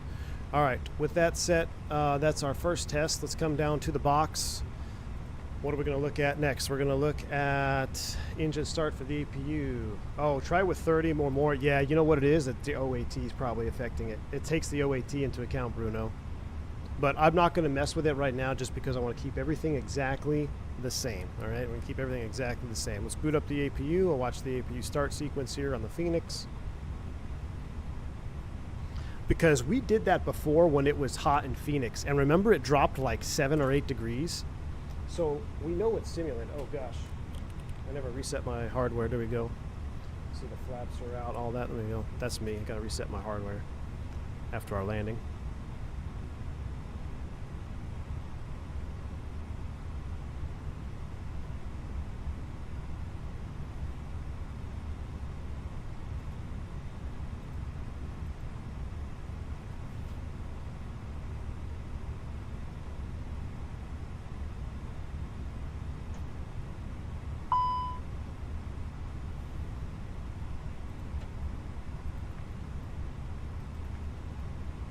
It's so annoying. I don't know why it does that, man.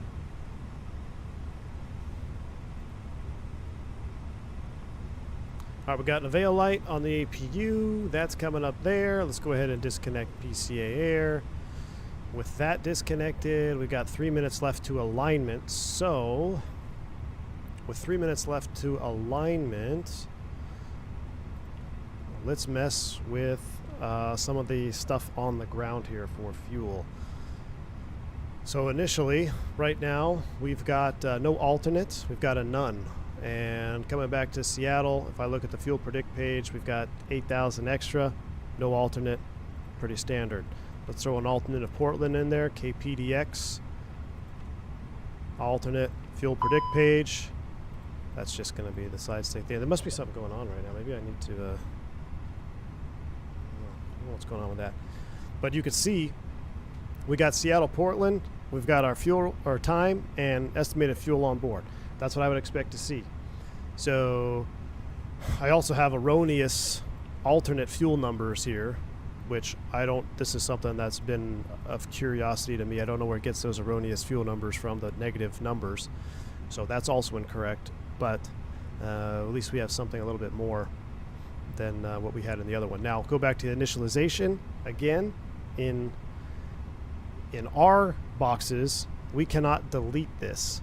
So without hitting the clear key, the only way we can get rid of it is by pressing the none key. So when I use clear, it moves it to none. I don't know if that's right or wrong for Thales, Thales, whatever you want to call it, because our boxes, the only way to get rid of the alternate in the Honeywell is to actually type none. And if I put none in there, you actually see it gives us the same error code as the FS Labs non-database. So very much could just be an operator thing. But at least we can get rid of the alternate. You can see the alternate is gone at the time, and the EFB fuel is gone for the alternate. So both boxes, when it comes to that fuel predict page, in my initial look, they are both slightly inaccurate, but the Fenix is slightly more accurate because at least you get the alternate fuel burn and everything in there. So we thought I'd point that out. Remember, we're going to just call it out as it is on both of them. So we got 1 minute till the alignment, then we'll start engines. So it'll yell at us. We'll set top altitude 5,000. Oh, let me boot up my mini FCU. We'll take the NOP sticker off. So I'll get my mini FCU working.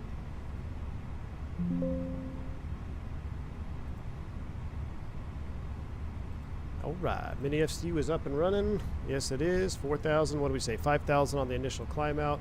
All right, everything's come to life. Okay, everything's coming to a line. Beautiful. Let's go ahead and disconnect external power. We're going to turn on the APU bleed. We'll disconnect chocks and cones. We'll disconnect the GPU. And we're going to do the manual engine start on this as well. After we calculate some speeds here. So let's go to departure perf. We got to put in Seattle real quick. 1.6 left. Sync the final load sheet, and what is it going to give us with no Toga? We're going to calculate, and then we're going to mess with the Toga like we did before, right? So we'll send this to the McDo for our speeds. We'll come back to this here in just a moment. Flight control side stick fault. What? You know what? I might have the wrong profile on. We'll see. I'll be able to tell after engine start. That might be what it is. It might be the wrong profile for this livery, because I forget it's livery dependent. All right. So where was I? Oh yeah, manual engine start. Here we go. Manual engine start. We're going to monitor the bleed progress. So engine mode to ignition start. We got bleed pressure. Man start number 1. It's on. We'll monitor.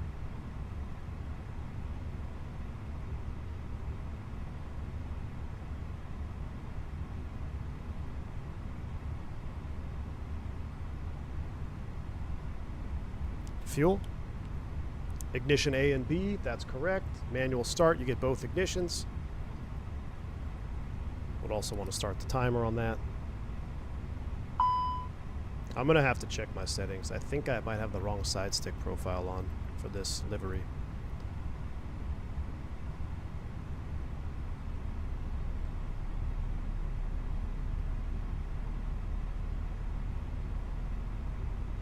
Now obviously start times are going to be way different than the CFM LEAP, so we're not looking at that. We're just kind of looking at bleed logic.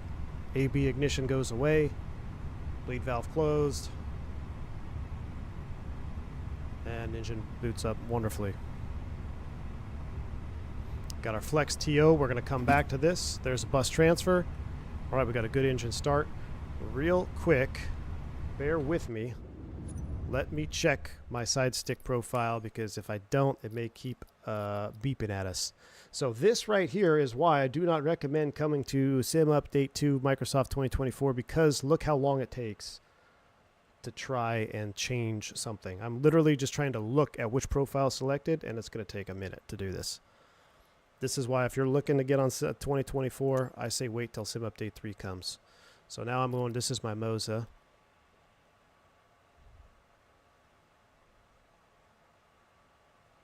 Waiting, waiting, waiting. Imagine trying to bind all your controls with this. This will rack your brain. No, it's the right profile. Okay. Team Vodka's high profile, so it's the right profile. All right, we got one good start. We all know the crossbleed works on the Fenix, right? But do we want to see it? So let's go ahead and we'll shut that. We'll open this. We will do a crossbleed engine start. Now, this is not a Neo, so we actually need to increase bleed pressure. So on this aircraft, we'll increase the beeper. And now we can start engine 2 on the crossbleed.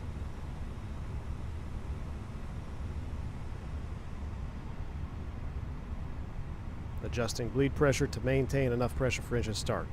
This is just a different procedure because we got a different aircraft. That's a bug. That's been happening for a while. Pressurization freaks out when you do these crossbleed starts. You get a pack overheat too. That's just a Fenix bug. Something incorrect.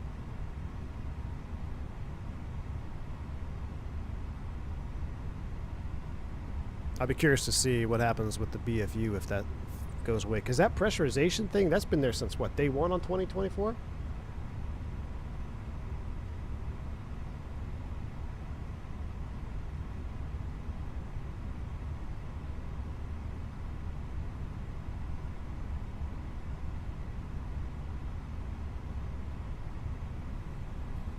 Just motoring. I really hope they bring back the hangar mod. Love to see my play in the hangar. You know, I did like the hangar mod, Crazy Frank. I did.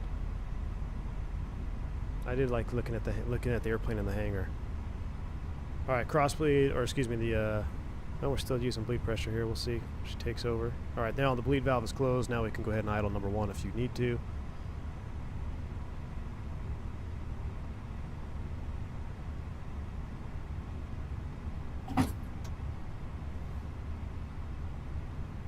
There's the avail light, got a good start. Going back to normal. RMU.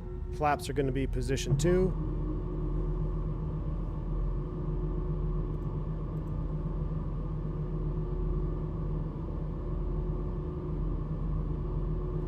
All right, now let's look at our flex takeoff number. So just like we did in the FS Labs, we're going to look at our takeoff thrust. So right now we've got a flex set of 54, expecting 1.45 EPR on departure.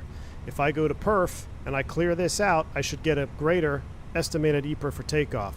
Clear this out, 1.62 Toga thrust. So you see how we're actually changing the predicted thrust for takeoff. So Toga thrust is 1.62. If we did something crazy, 75 flex temp, it's going back down to 1.44. So that's a proper simulation there. That's something that's not working in the other aircraft. Oops, I tried to delete the wrong one there. But we are going to Toga, just like we did in the FS Labs. Flaps 2 up 0.3 on the trim. And let's get the company messages out of the way. Did I miss anything that we did on the ground in the labs that we didn't do here? I don't think I did. Let's go ahead and accept both of these load sheets. get rid of the messages. Come on now. We'll accept both those. Wonderful. All right, cool. As we get ready for blast off, we'll go auto, 1, auto, TARA. That's good. We'll hard the armrest so we can see what we're doing. And, oh, battery test. Well, I already disconnected. We know the battery test. So the battery test on the Fenix, it fails the initial one. But it will always, it actually works when you charge it and you do it again before pushback. I just haven't, we already disconnected the GPU. So if you first load into your Fenix cold and dark and you do the battery test, it will fail. You need to put the ground power on and then test after like 20 minutes or so. All right, APU can come off, man start switches are closed. We got 2 good engine starts. Fuel is good, ground spoilers arm, flaps trim are set.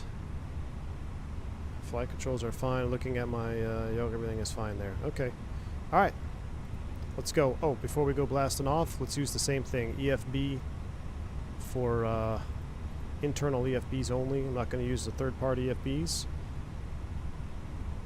Seattle approaches. We'll pin all these up.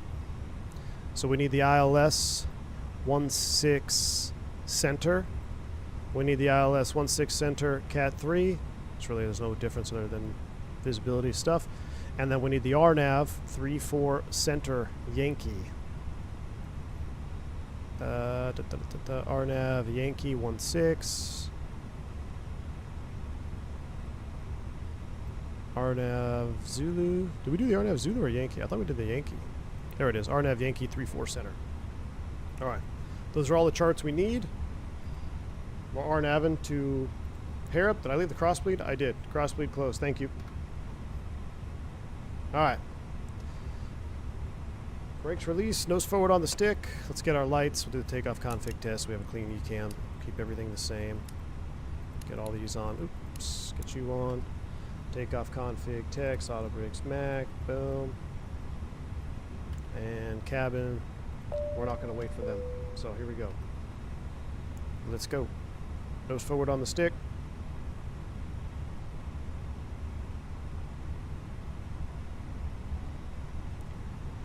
1.05 to the Toga. Man Toga, SRS runway, auto thrust blue.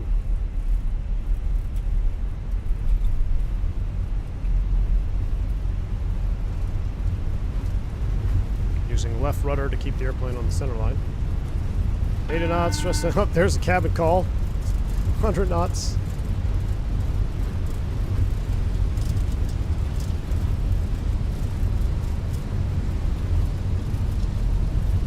V1, rotate.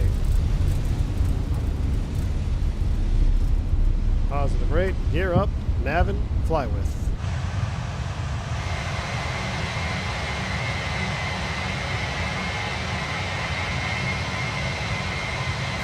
Hopefully they were seated. Autopilot 1's engaged. Lever climb. Thrust climb climb. Auto thrust. Flaps 1. Speed checks. Flaps 1.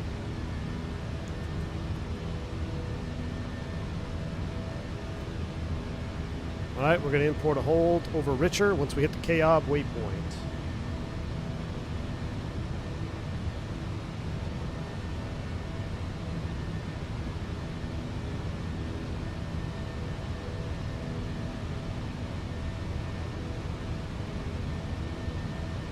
Here comes KOB, Richer, hold, computed, insert. We got our hold drawn out there, looking good. Flap 0, half takeoff checklist, climbing to 5,000. We do not have any miscellaneous lines.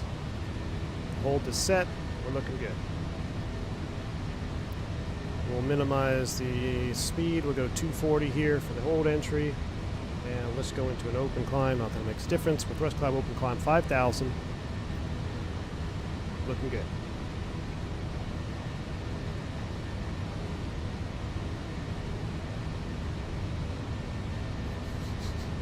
Mary backwards somersaulted all the way back to the aft galley because she wasn't strapped in.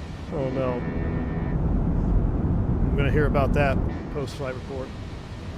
All right, speed alt star.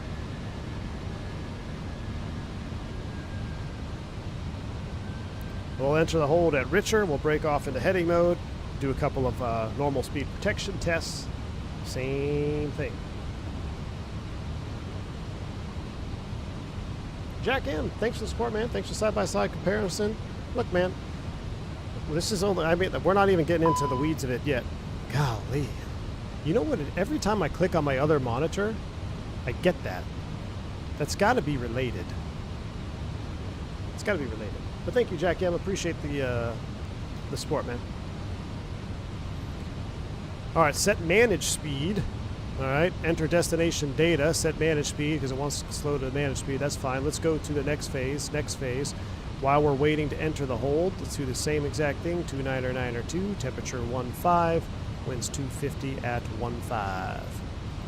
Barrel bins 630 are set. Perf data has been set.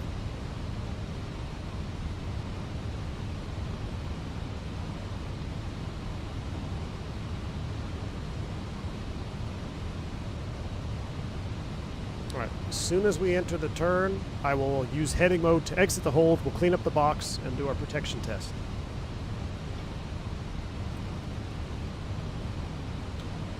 Seattle Center, Phoenix 357 over Richer 5000, entering the hold. Fuel on board 11.8.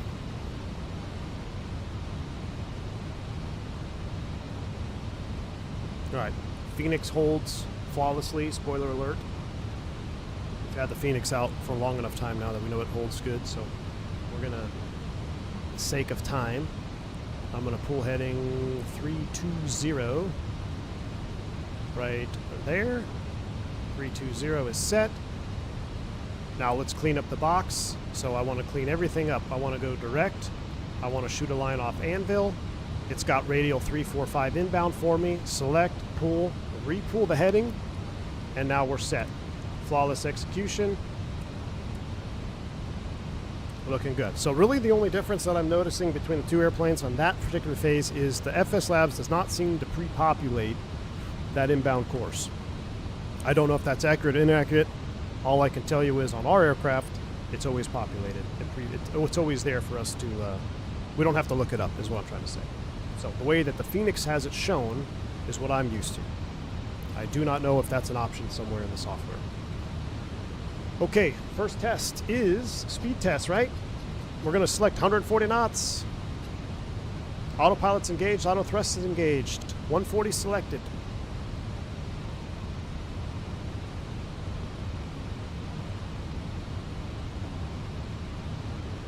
Again, we should see aircraft stabilized at VLS.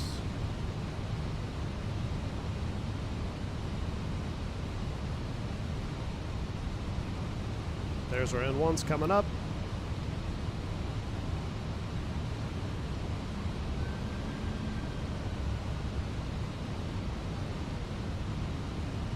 Not letting it drop below VLS. Pretty good to me. All right, this is the next test. We're going to go idle thrust.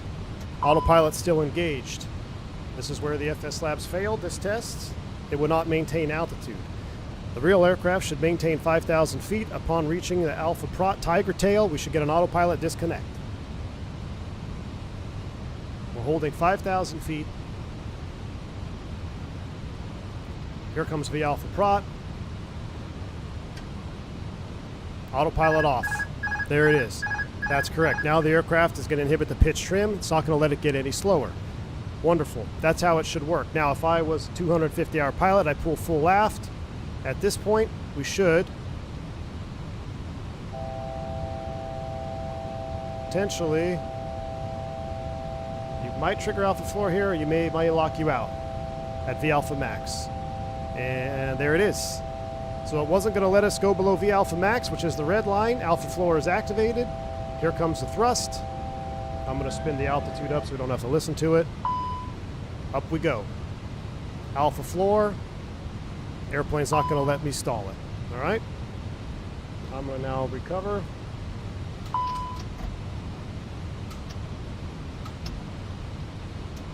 My auto thrust instinctive disconnect push button is not bound. Again, that's why I'm disconnecting the auto thrust with the idle detent. Not recommended. Don't do that. You're not a real pilot. All right. So we're back. 5,000 feet. Very successful. We'll do the same reversionary test here. Get our data back. We're in alternate law. Tiger tail should be gone. I'm bringing the power back. We'll get rid of the flight directors. We don't need that. I'm going to pitch 10 degrees. Cabin's freaking out. We've got alternate law. Prot lost. Protection is lost right there. That looks good. So in this configuration, you could stall the airplane. You should get a stall. So to expedite, I'm just going to make sure we're at idle. There's the stall. There's the master warning. Recover from the stall. We'll lower the nose. Stand up the thrust levers. Don't need to be over aggressive. Stall. Careful for that secondary stall.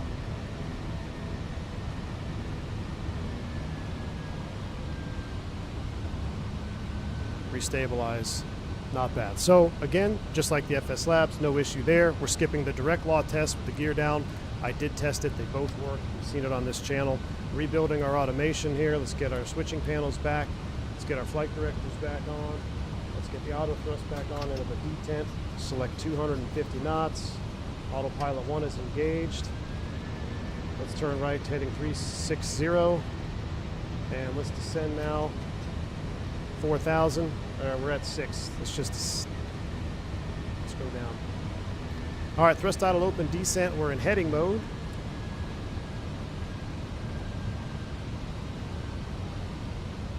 If I go 360, it might get too close to triggering the 2 waypoints. So let's just make it 350. And 6,000 is good enough for me. So here we are, 6,000 feet. Autopilot's coming off. I have control. Flight director's off, bird on. We're going to do the same steep turn here, albeit we're at 6,000 feet. Again, this is just a feel test. How is it going to feel? So auto thrust is on. For me, don't recommend it. Oop, stutter there. Let's go ahead and roll in. To the left. If I let go of the stick, maintains just fine. Increase past 33 degrees. We've got to increase that pitch attitude to maintain 6,000 feet.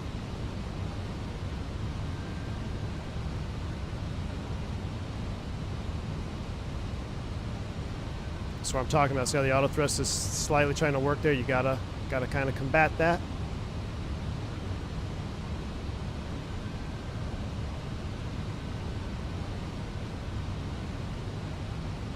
There's 6,000.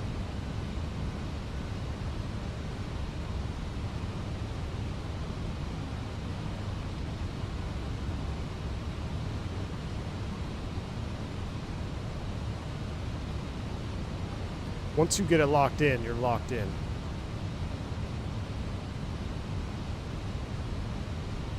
Feels very good, feels very believable.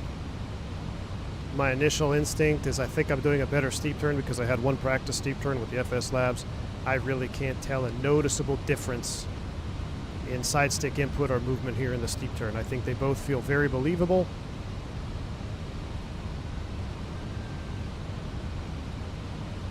And I'm going to stop this early because we're going to go towards Anvil. So we're going to stop the steep turn there.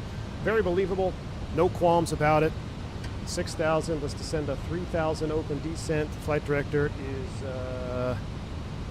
coming back on now. So no problems with that at all. I liked it. It felt just as good as the FS Labs. They both felt good, to be honest with you. So passes the test. Okay, as we start to head towards Anvil, we're going to look at our fuel. We're going to see if we can make a turn amber. So right now we got 11.7. What I need to do is I need to get some erroneous numbers in here. Let's put Portland as the alternate. And then I'm going to go to the fuel predict page. I'm going to say we need, let's say we need 8,000 alternate, and let's say 9,000 final. I'm trying to get this negative. So you see that negative? We get amber fuel. That is correct. Our EFB is now amber. That is a correct representation of the fuel. So if I delete this and delete this, go back to default values, get 9.5. Once it recalculates, it should get rid of the amber fuel. We'll keep an eye on it. I'm also going to delete the alternate. I don't know if that is how it works on the tails or not, but at least we can get rid of the alternate. So Heading bug coming over, flaps 1. This should go white. If it doesn't go white, then this is also incorrect, because right now I've reset. We've got 9.5 extra. There's no need for this to be amber. So it appears that they both seem to be a little bit inaccurate, because amber should populate, which FS Labs did not. Once I get rid of it, the amber should go away. So we'll keep an eye on it. And we'll set up for the approach. I need a little bit of speed brake, actually. Flaps 2 help us come down here. Look at that VLS come up and bite us. Flaps 2, 180 should start to come down now. Speed brakes out. Down we go. Pilot Stanley, it's going to vary on what your SOP is. Some people have 45. I actually changed this. So whatever. So let's just say Stanley. Let's say my dispatch was 2.2. This is what I do real world. I got 4 kids. I'm going to add 400 pounds to that. So I'm going to come in here and I'm going to make this 2.6. Whatever my dispatch fuel is, that's my feel-good fuel. I got 4 kids, 100 pounds for each of them. This is just a calculator. Garbage in, garbage out. This really won't affect anything. It's literally just to help you calculate math, or help you calculate fuel numbers by doing the math for you. So you can FUB these. You'll have, the dispatch alternate maybe more on the paperwork, so then you'd want to put that in there. You use this page to also determine your bingo fuel. But again, it's just a calculator. It's all garbage in, garbage out. If you put in the wrong number, it doesn't know. It'll give you a bad number in the output. So it's just a tool. You need to pass a waypoint for it to recalculate. Oh, really? Okay. Well, let's then we will try that. We're going to try it. We'll see. So Smash says you need to pass a waypoint for it to recalculate. Well, actually, I don't know. Now it's back to white, so that's correct. Let's arm the approach. Glide slope blue, low blue. We got the ILS flashing. That's also correct. Seen both in the FS Labs and now the Fenix. Wonderful. Speed brake still extended. That's on me. Don't tell 330 driver he's going to say, how's this guy a real pilot? He'll let the speed brake out. I saw him in the chat earlier. You still here, man? Thought I saw his name. All right, we're 180, glide slope blue, low blue. Our box resequenced, that's good. Oh, fix info page. Real quick, let's try it. Let's go to fix info. I'm right at Anvil. Let's do SODO. S-O, I don't know if this will work actually on the fix. Let's see. SODO, let's say 3 miles radius. There it is. Press it again. Boom. Insert. Oh, I hit the... There we go. PBD 0 to 1. There it is. Insert. Boom. So I just added. You see that? I just added a waypoint from the fix info page inside of Anvil there. So that is... This fix info page is the best fix info page we have in all sims, because the Autoland Airbus, I haven't checked it in a while, but the Autoland Airbus was one of the first to get it almost all the way right. Flight Factor never got it right, and Fenix has it right. So glide slope star, Loke, we're all captured up. 2,400 feet, we will manage to go down. So fix info page, 100% implemented. I know that happened real quick, but see, that's the waypoint I created. So again, that's a useful tool. If you're on, you're flying around, ATC says, hey, I need you to cross 10 miles this side of this fix at this altitude. You put the fix ring around it, you press the intersect button, it draws a waypoint right there where it intersected. Then you can go to your flight plan page and put a vertical constraint on it. And now you have a vertical path to go that waypoint. That is option 2. Option A is to just type it in. You would type SODO -5, flight level 240, or whatever it is. That's also another way to get a custom waypoint, a PBD, point bearing distance. All right, bandit speed, gear down, spoilers arm. Here we go. Flaps 3 coming out. Do we have any cats fighting back here? Oh, offset in the Fenix. Yes, speed freak. I don't know if it'll work on final approach. Okay, so offsets work. To my knowledge, in this box, you should be able to select an offset from any line select key. However, the Thales will not let you do the fancy stuff that Honeywell does. with the entry and exit points, but the Fenix can absolutely offset. Instead of 29091, Luca, 29092 on the Q. Was it 290? I know, I just hit Magic Barrel Ref. Here, I'll hit 29092. I don't know why I would change, but 29092.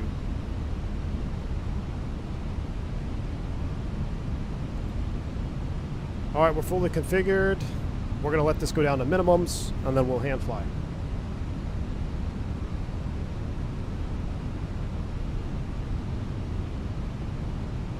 Nice little crab angle going on here. 1,000. 1,000 feet? No, we're below 1,000 actually. That's disregard. A lot of sloping terrain here coming into Seattle, so kind of got to be on it. B Production says offset entails FMGC can only be accessed from PPAWs, so Fenix doesn't do it correctly, according to B Production. All right, well, thank you. So according to B Production, it's not 500. correct. Tajales. Tajales?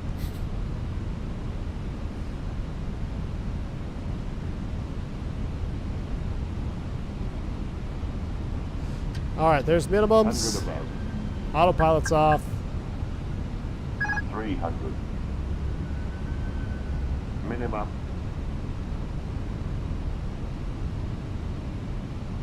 200.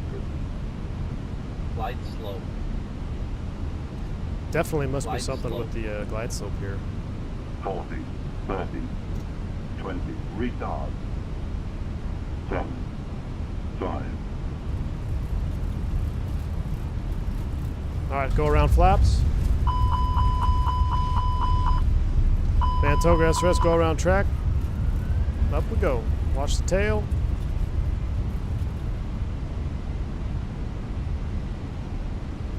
Sim struggling a little bit there. Positive rate, gear up.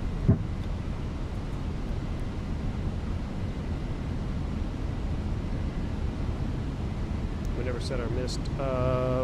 We did 2,000 on the last one.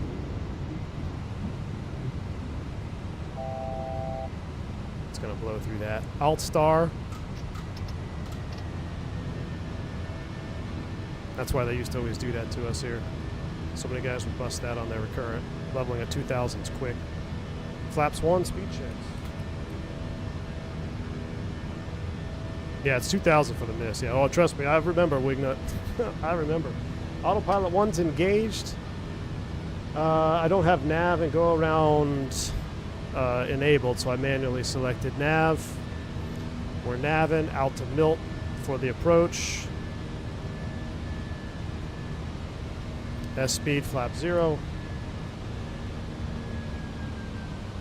Yeah, how many times have you floated? Hit the like button if you floated passengers going missed on the 16 Center ILS. All right, 240 selected. We're going to hold that Milt. We're selected speed. Let's reactivate, confirm the approach phase. Let's load up the RNAV. Yankee. Yankee. 3-4 center. No star. Insert. All right, so we've got same thing. Got a couple of additional lines, but we're going to take it off of, we're going to get rid of Lori. So we'll kill Lori. Oh, that sounds bad. We'll insert that. All right, out to hold at Milt and then make the procedure turn. This looks more like an accurate representation of the procedure turn, but I haven't done the mist here in a while. I think, yeah, the FS Labs has drawn that the turn way out. I don't know why, but they're both drawing the same turn. It looks like this is going to do another teardrop. We'll see here. We'll let it enter the hold. We'll also climb and hold to 5,000 because that's where we're going to start the approach. 5,000 blue, thrust climb, open climb. We're being reactivated. The new mins for 3-4 center. LNAV, VNAV is 839. 839.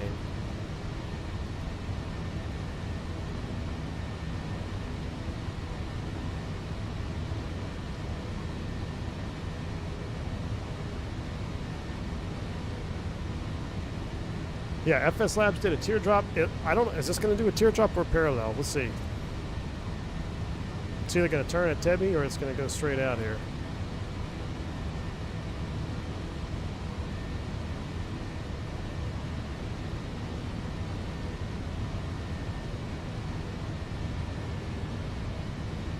Speed out star.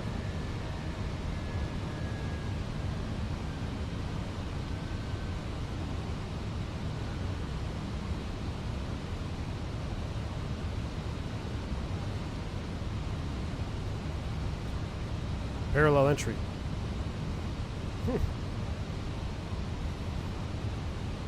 Interesting. Well, the FAA doesn't care as long as you're on the protected side of the hold. I wonder what logic goes in behind that, like what makes it a parallel or teardrop in the airplane. It should be a parallel.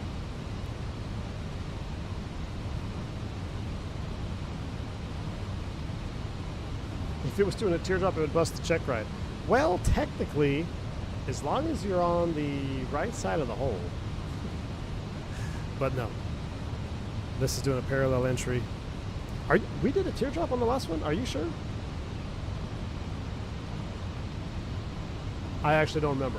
I've been looking at this now for how long? 2 hours? I don't remember what we did at the other one. All I remember was I was more interested that it had it going way out here before re-entering. Alright, so we're entering the hold. We'll make the turn. As soon as we turn, we'll cancel the hold and proceed inbound for the RNAV. We're all set up to go for the RNAV. No auto brakes. LS push buttons on. We've got LDEV, VDEV. The brakes are set. I guess I'll put you on takeoff as well. Around and around we go.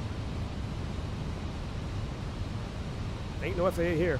ATC doesn't care. Phantom will be busting your check rides. There you go, yeah. Yeah, teardrop just pushed it way out. There you go, Keith. Okay, so that's what it was. All right.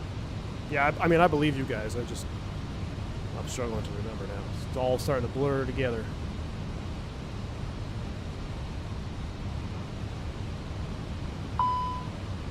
See? I clicked the other screen. Something, it's got to be when I click the, it's something when I'm switching monitors. Oh. How we're looking at fuel? 46, 47. Let's try it. Just because we did it last time. Engine mode to ignition start. Crossfeed open. Low tank pump sides off. Wait for the open light before you do that. And we should get decam ding. Gravity feeding. Beautiful. Again, not necessary. They just do it because they want to see you do the SOP and how to do it if you need to do it. Some guys clear the caution. I'll clear the caution, but I'll leave the ECAM so I don't forget.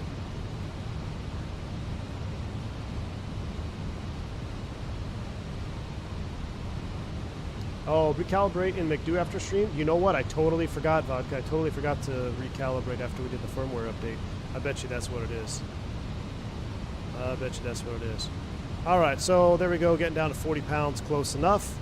Left tank pumps off. Crossfeed closed. Ignition back to normal.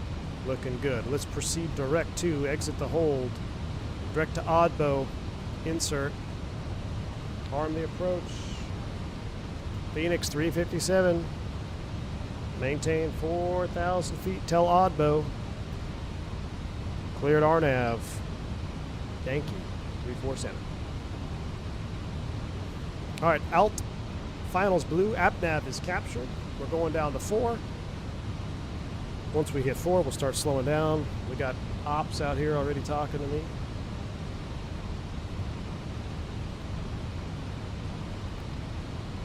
No ADC required.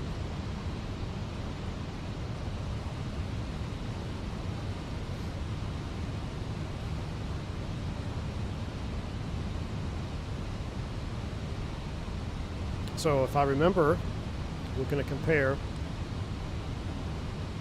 It was, remember we had a little bit of oscillation going on the RNAV. Let's see if that's the same for this approach. It could just be this particular approach, who knows. Alt star, dial it back, here we go. This is going to happen quick. I'm going to preemptively get a little speed break out here. Speed management in this Fenix is it's a different airplane, so I'm not going to say anything, but this 321 need to be on top of it here, else we come coming downhill too slick. There's final lap. Final lap is captured. Flaps 2. We're trying to get us to 180 knots here. In my experience, the Neos do slow down way faster at idle thrust.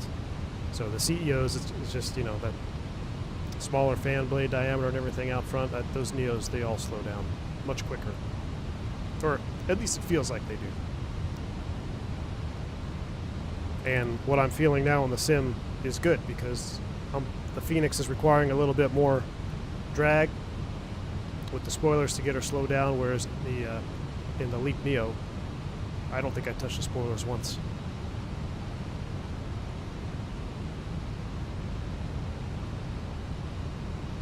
All right, so we're 180. We're flaps 2. Just confirm we did activate. We'll clear the status. VAP is 144.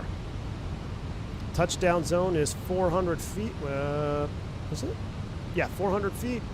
2,500. So 2,400. We'll manage and configure.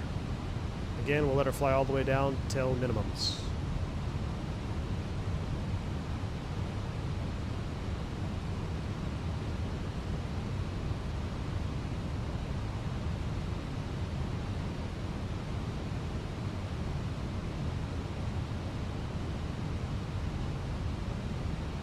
.2400 MSL. Manage speed, gear down, flaps 3. Any kitties back there? No kitties.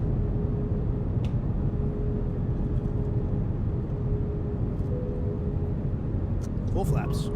Full flaps in.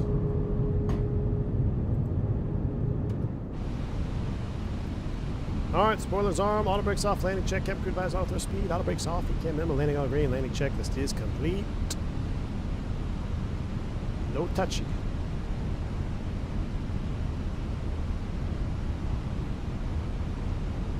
No kitties were harmed in the making of Fenix 320.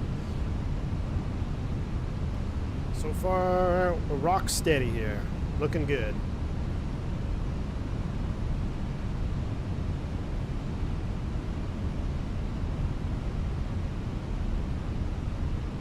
There's a gust of wind, 19 knots. Same wind condition, everything is exactly the same.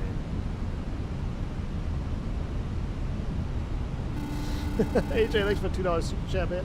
Full flaps prefers full manual control. Yeah. I don't think full flaps landed full flap yet. I know, it doesn't. Wingnut. I can't believe Full Flap Sim named his channel have a flap position that doesn't exist in a Boeing. Man. Yeah, it's just because you want to be an Airbus guy at heart, don't you? Rock steady on the RNAV, vertical deviation and lateral deviation are all bang on. Airplanes battling those gusts.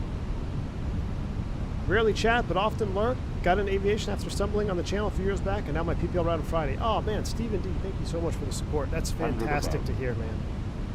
Well, let us know how you do, man. Go in there and crush it. That's awesome. Minimum. All right, minimums. Autopilot's off. Flight director's off. Give me the bird.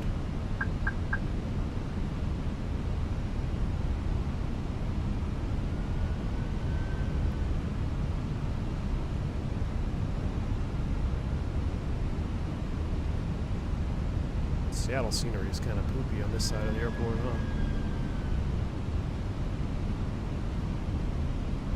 200. Man, that wind just died off right there. Now we go. Here we go. A little bit 50, high. 40, 30, 20. Retard.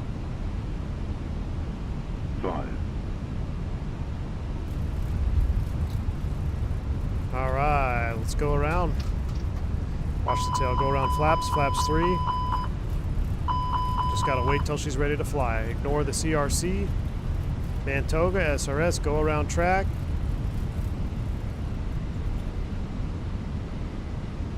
Positive rate, gear up. Here we go.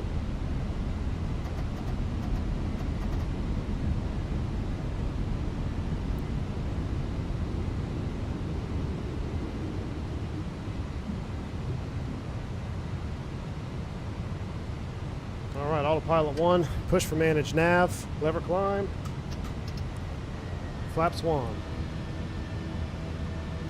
We will climb and maintain 3,000. Thrust climb, auto thrust. Let's break off heading 315. 315. We're climbing a 3. Now, this is where it dumped our weights. So we have the ILS in the secondary. Secondary, activate secondary. No weights have been dumped.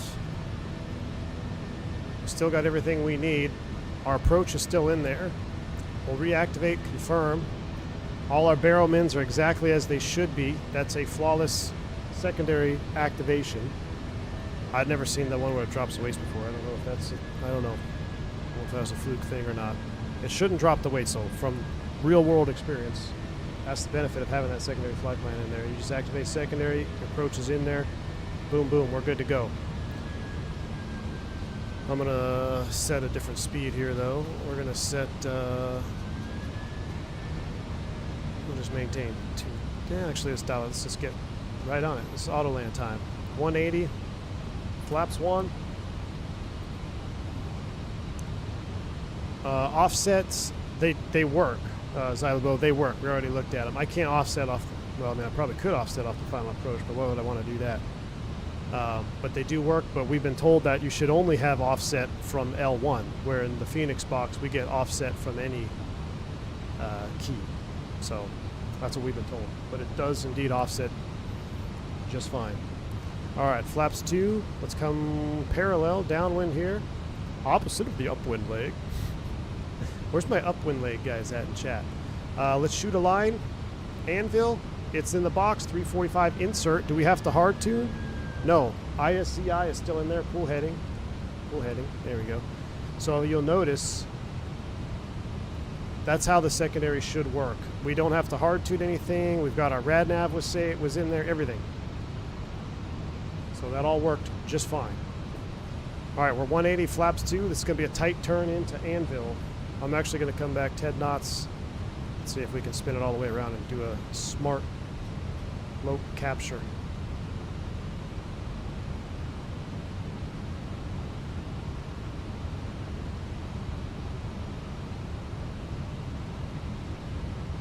It's going to be real tight.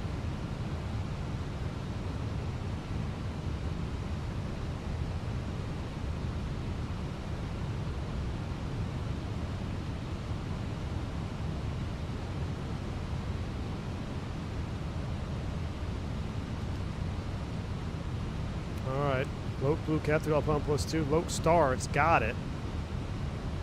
That's impressive. I didn't think it would actually catch that. That's real tight. With a tailwind too. 20 knots on the tail. All right. This is it. No DH on this one. That's the only thing we're changing, right? So, same runway, same weather, same funky Microsoft things. I'm not going to touch the controls on the Autoland at all. Whether we get a flashing light or whatever. This is a Cap 3 runway. We should be able to do an Autoland on it. We actually might need to. We got a cloud right over the runway right now. Go figure. Glide slope star, go around altitude set 2,000 blue. Down we go. Last one. Speed Freak says, to the best of my knowledge, it largely depends on the operator and the version of the Holiday software regarding the offset. Thank you. Yeah, all I know is people said the Fenix wouldn't offset. I guarantee you it offsets. It offsets 100% of the time, every time. So where that stigma came that it doesn't offset, I don't know.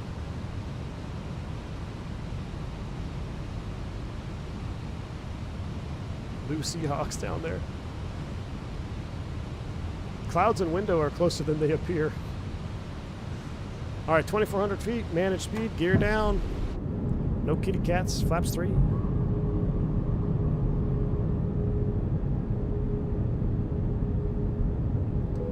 And flaps full.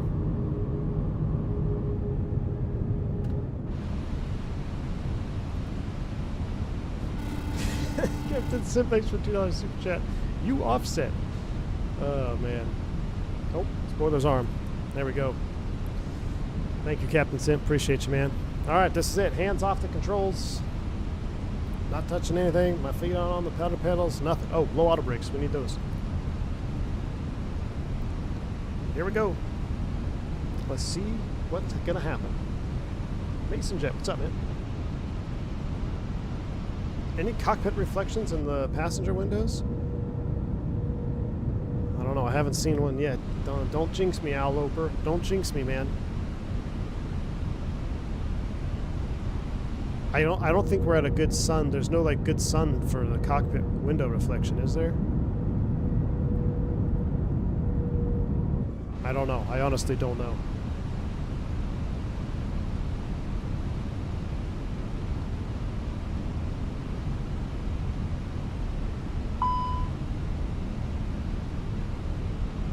That's something you don't want to see on final.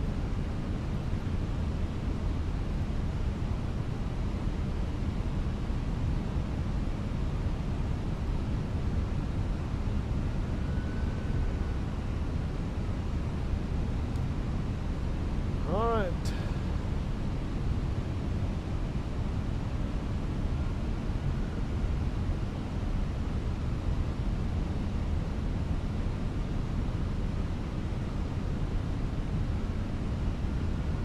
There's definitely something funky. I know it's not a coincident slope and Pappy, but Seattle has always been a challenge in the sim, I think. It's always been funky.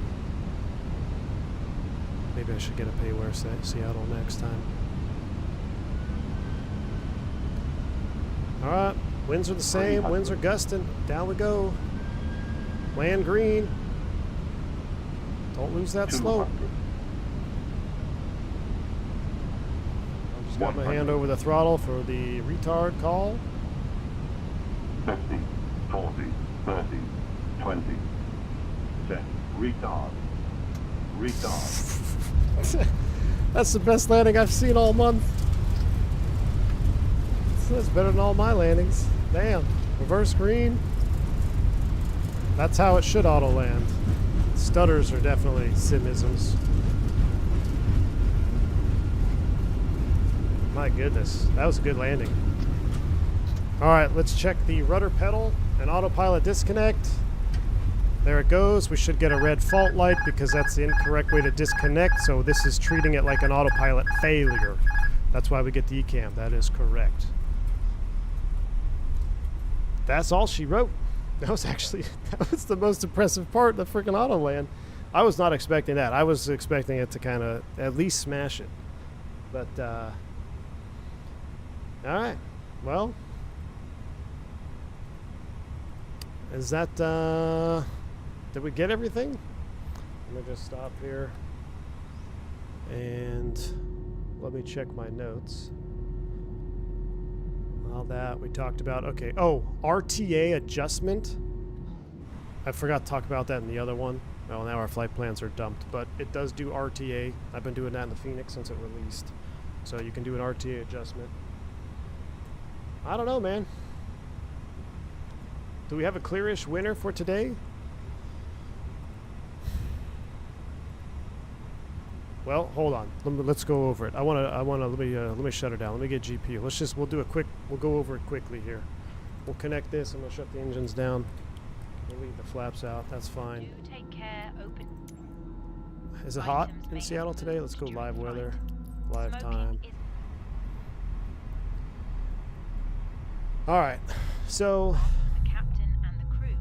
It has been our pleasure looking after. a winner or not. Let me go outside where it's not so loud. I left all our lights on. That's going to drive me nuts too. I'm just going to go over the notes that I had of everything that we did. All right. So I think the Black Square Starship won. All right. Looking at the from the beginning. Actually, oh yeah, real quick. Real temp. Let's see. PCA air on.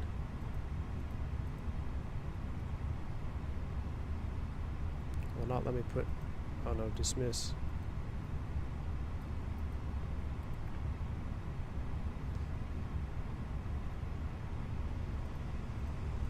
All right, to wrap it up, the fluctuation of the temperature with the cabin fans does appear to work in the Fenix, albeit I don't think it's perfect. It might have just been because the temperature is 15. That's why we're going to kind of revisit that. We'll see if there's any fluctuation here. So now it's 20 degrees outside, 72 degrees PCA air. If we turn cabin fans off, yeah, see, 71. It's definitely trying to do 70. Flight control side signal. I got to recalibrate. So it is definitely, now we're going down to 69 with the cabin fans off. So that's definitely modeled, and that's extremely impressive to me because I don't even know how you could model the flow rate, battling against the PCA air cart and all that. So in my opinion, that goes to the Fenix. Manual engine start, both aircraft handled them flawlessly. Cross bleed start was flawless for both airplanes. Flex and Toga, when we looked at the takeoff performance data, the FS Labs has not got it simulated. It's either not simulated or not simulated correctly because it doesn't matter what flex temp you put in there, you're getting the same takeoff thrust. So that's incorrect. Ground physics, ground handling, it goes without question that I prefer the Fenix over the ground hand, like especially in the flare, the touchdown. We only had one or we have two. We had a weird yaw on the Autoland, which kind of saved it from going in the dirt, and then we had a hard yaw on the first approach. But then the second approach, there really wasn't a hard yaw. So on the FS Labs, there's something going on with the ground to flight transition mode with the FS Labs that I don't like. I feel like you're coming down. It's almost like you got to hold your breath because you're going to smash it. As soon as the mains touch, the nose comes slamming down. That's not accurate. You fly the nose wheel down nice and gently, especially at 321. It's easy to get that nose wheel to come down nice and smooth. Well, the only time that nose wheel is going to slam down super fast like that is if your auto brakes low, or definitely auto brakes medium. Then those brakes grab and boom, that nose comes down quick. You got to be ready to stop it, or you just let it slam down. So again, as of right now, I don't think anything can compare. Well, I don't say anything can compare, but I prefer the Fenix close to ground transition. Taxiing, this I'll fight anybody on. I think the Fenix is the best ground taxiing airplane in the sim right now, right next to the Fokker F-28. I think the F-28 and the Fenix on the ground with the tiller, they just seem to be the most realistic in the sim. So that's my perspective on that. F-28 from Just Flight is fantastic with the ground handling as well. And to be honest with you, the MD-80 is not bad. The Leonardo MD-80 is right there. Those three airplanes are the best ground handling as far as taxiing, in my opinion. Al Loper, thank you for the $20 super chat, man. Very kind of you. Appreciate you, dude. First up, chat, remember this was all done live, not pre-recorded. Second V1, thanks for the comparison. Hey, Al, thank you so much, man, for the $20 super chat. Look, I was going to make a video on it, but then I knew as soon as I made a video, everyone would be like, oh, well, you're just making a video to edit this out and this out. I'm like, okay, so let's just do it live. But I appreciate that, Al. Thanks for the $20 super chat. Continuing down the list of stuff we test. Airborne flight. I think both airplanes hand fly great. I honestly can't tell you one flies better than the other when you're hand flying. They both felt very similar. They both felt very good. I highly recommend a Moza AB9 Base. I think that's the most realistic you're going to get unless you go up in the cockpit level of side stick purchasing. But hand flying the airplanes, they both felt great. Very realistic inputs in my opinion for both of them. If you blindfolded me and you didn't know which one I was in, I probably wouldn't be able to tell the difference. So that's for the airborne hand flying. Even with the steep turns, they both felt great. I sucked on the FS Lab steep turn just because I suck. Hold entries. We did a bunch of hold entries today. I don't know why the FS Labs is drawing some weird stuff. We had some additional lines being drawn, and I've noticed that before. I noticed that on the stream yesterday as well. It doesn't draw holds I don't say properly. It draws them not cleanly and not how I would expect to see them and not how I see them in the real aircraft. The Fenix hold entries are drawn instantaneously as they should be with no extra lines, and it seems to work flawlessly. Now, as far as entering the hold, they both seem fine. I think sometimes that FS Labs kind of tends to wander when you get in that hold. The autopilot kind of hunts left and right a little bit, but I didn't see too much of that today, so that's neither here nor there. Douglas Phillips, thank you, my friend, for the $20 super chat as well. I appreciate you, man. Thank you so much for the support, Douglas. Team Vodka dropping 20 gifted subs. Thank you so much, Vodka, for the support. Vodka's a resident Team Yellow Simmer in chat. That's got the yellow dot. So appreciate you, Vodka. Thank you so much, man, for the 20 gifted sub. That means a lot. I appreciate the support, dude. Thanks for sticking around and and being the voice of reason in the chat today, man. Appreciate you. Jeff says, why not get Flight Factor in there while you're at it? Get jarred. Oh, Jeff. That's funny, man. Okay, going just browsing through the rest of these. I talked about steep turns. The normal law protection, Alpha Prot. This one I was surprised at. Could it be a glitch? I would imagine it. I can't imagine FS Labs would overlook something that simple. But the autopilot disconnect going into Alpha Prot did not seem to work.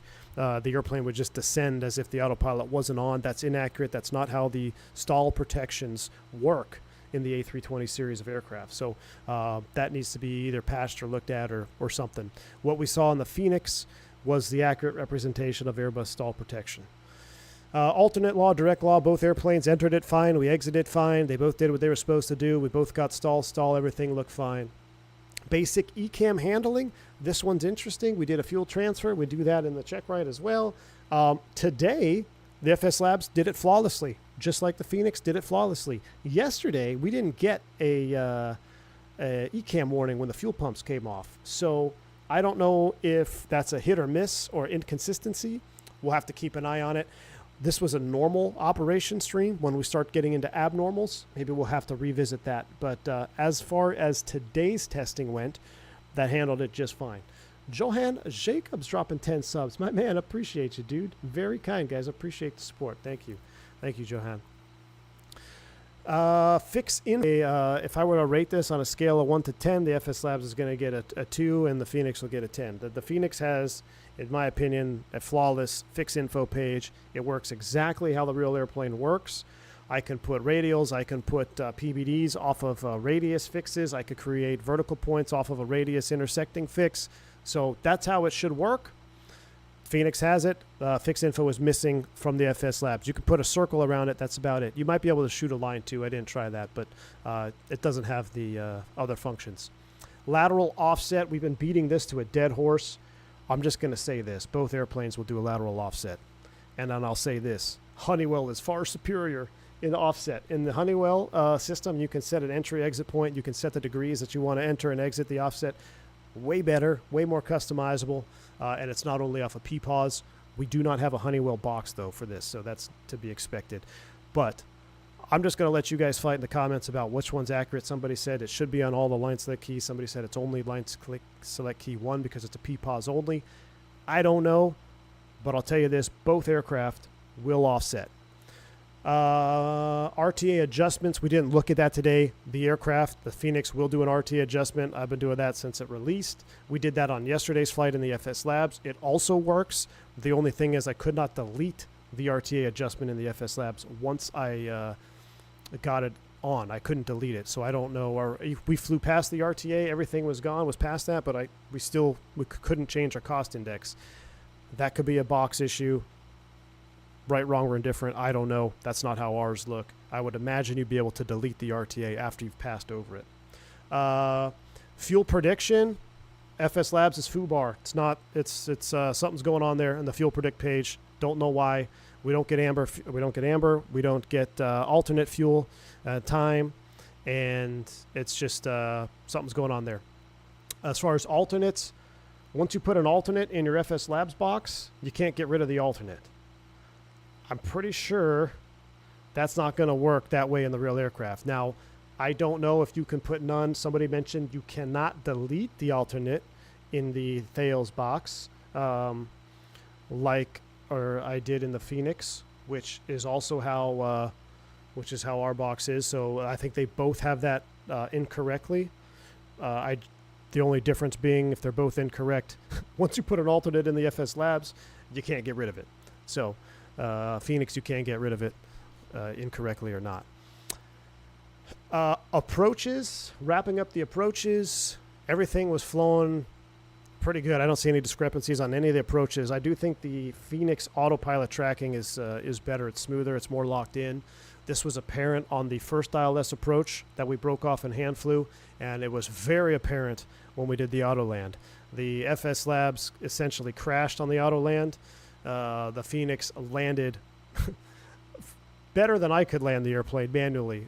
So it did a flawless auto land. Even though it had a little bit of a glide slope situation going on there, it was able to track it, landed on center line, And then, of course, the autopilot failed by incorrectly disconnecting the autopilot by pressing the rudder after touchdown. So to wrap it up in a nutshell, I have yet to find something the FS Labs does better than the Fenix. Other than I've been told brake temperature simulation is better and the battery test on the initial load-in is better. If you guys know of systems that are better simulated than the FS Labs, leave a comment below because I'm genuinely asking, and I would love to put it to the test. So I think that's it. That's going to wrap it up. 4:20. I got to get out of here. A couple comments. Jeff, we don't even have to go to Expo. You could just walk around on a Discord call with each other. Less sales pitches. What? Oh my gosh. An FS Expo C2B run sub. Oh my goodness. All right. Justin says, I don't care how good FS Labs is. I will never support a company that installs spyware. Jeff says, I'm pretty sure I'm fired from ZKC at this point. I haven't had time to control. That's all right, Jeff. I got fired from VATSIM, so maybe we're in the same boat. Maybe you should hop on Iveo. It's 4:20. Vodka's ready to go. I'm ready to go. Thank you again for the support, guys. As far as the comments go on this, look, we're all flight simmers. I know everyone gets heated when somebody disagrees with somebody. It's 2025. As long as you're attacking the argument, it's fine. As soon as you guys start freaking out and calling each other names, I'm going to just start banning you from commenting on the channel and the videos. So that's just how that rule goes. But let me know your thoughts in the comments. And if there's something you want me to test, put it in the comments because I will test it. We'll try them head-to-head. Once the Fenix Neo releases, then we'll actually do this for real with a grading system, a point system. I'll have a whole test sheet. We're going to do everything down to the T. And it will be a knockout fight for both aircraft. But at the end of the day, competition is good. It's going to push each dev to do better. So that's what we want. With that, I'm finally signing off. I'm wiped. You guys have been awesome. Thank you for the support. Barry Seal VA incoming. Yes. Railcat will take it easy. Harris, take it easy. Max, take it easy. Jack. Team Vodka, you guys are all awesome. I'm signing off. Enjoy the rest of your night. See you.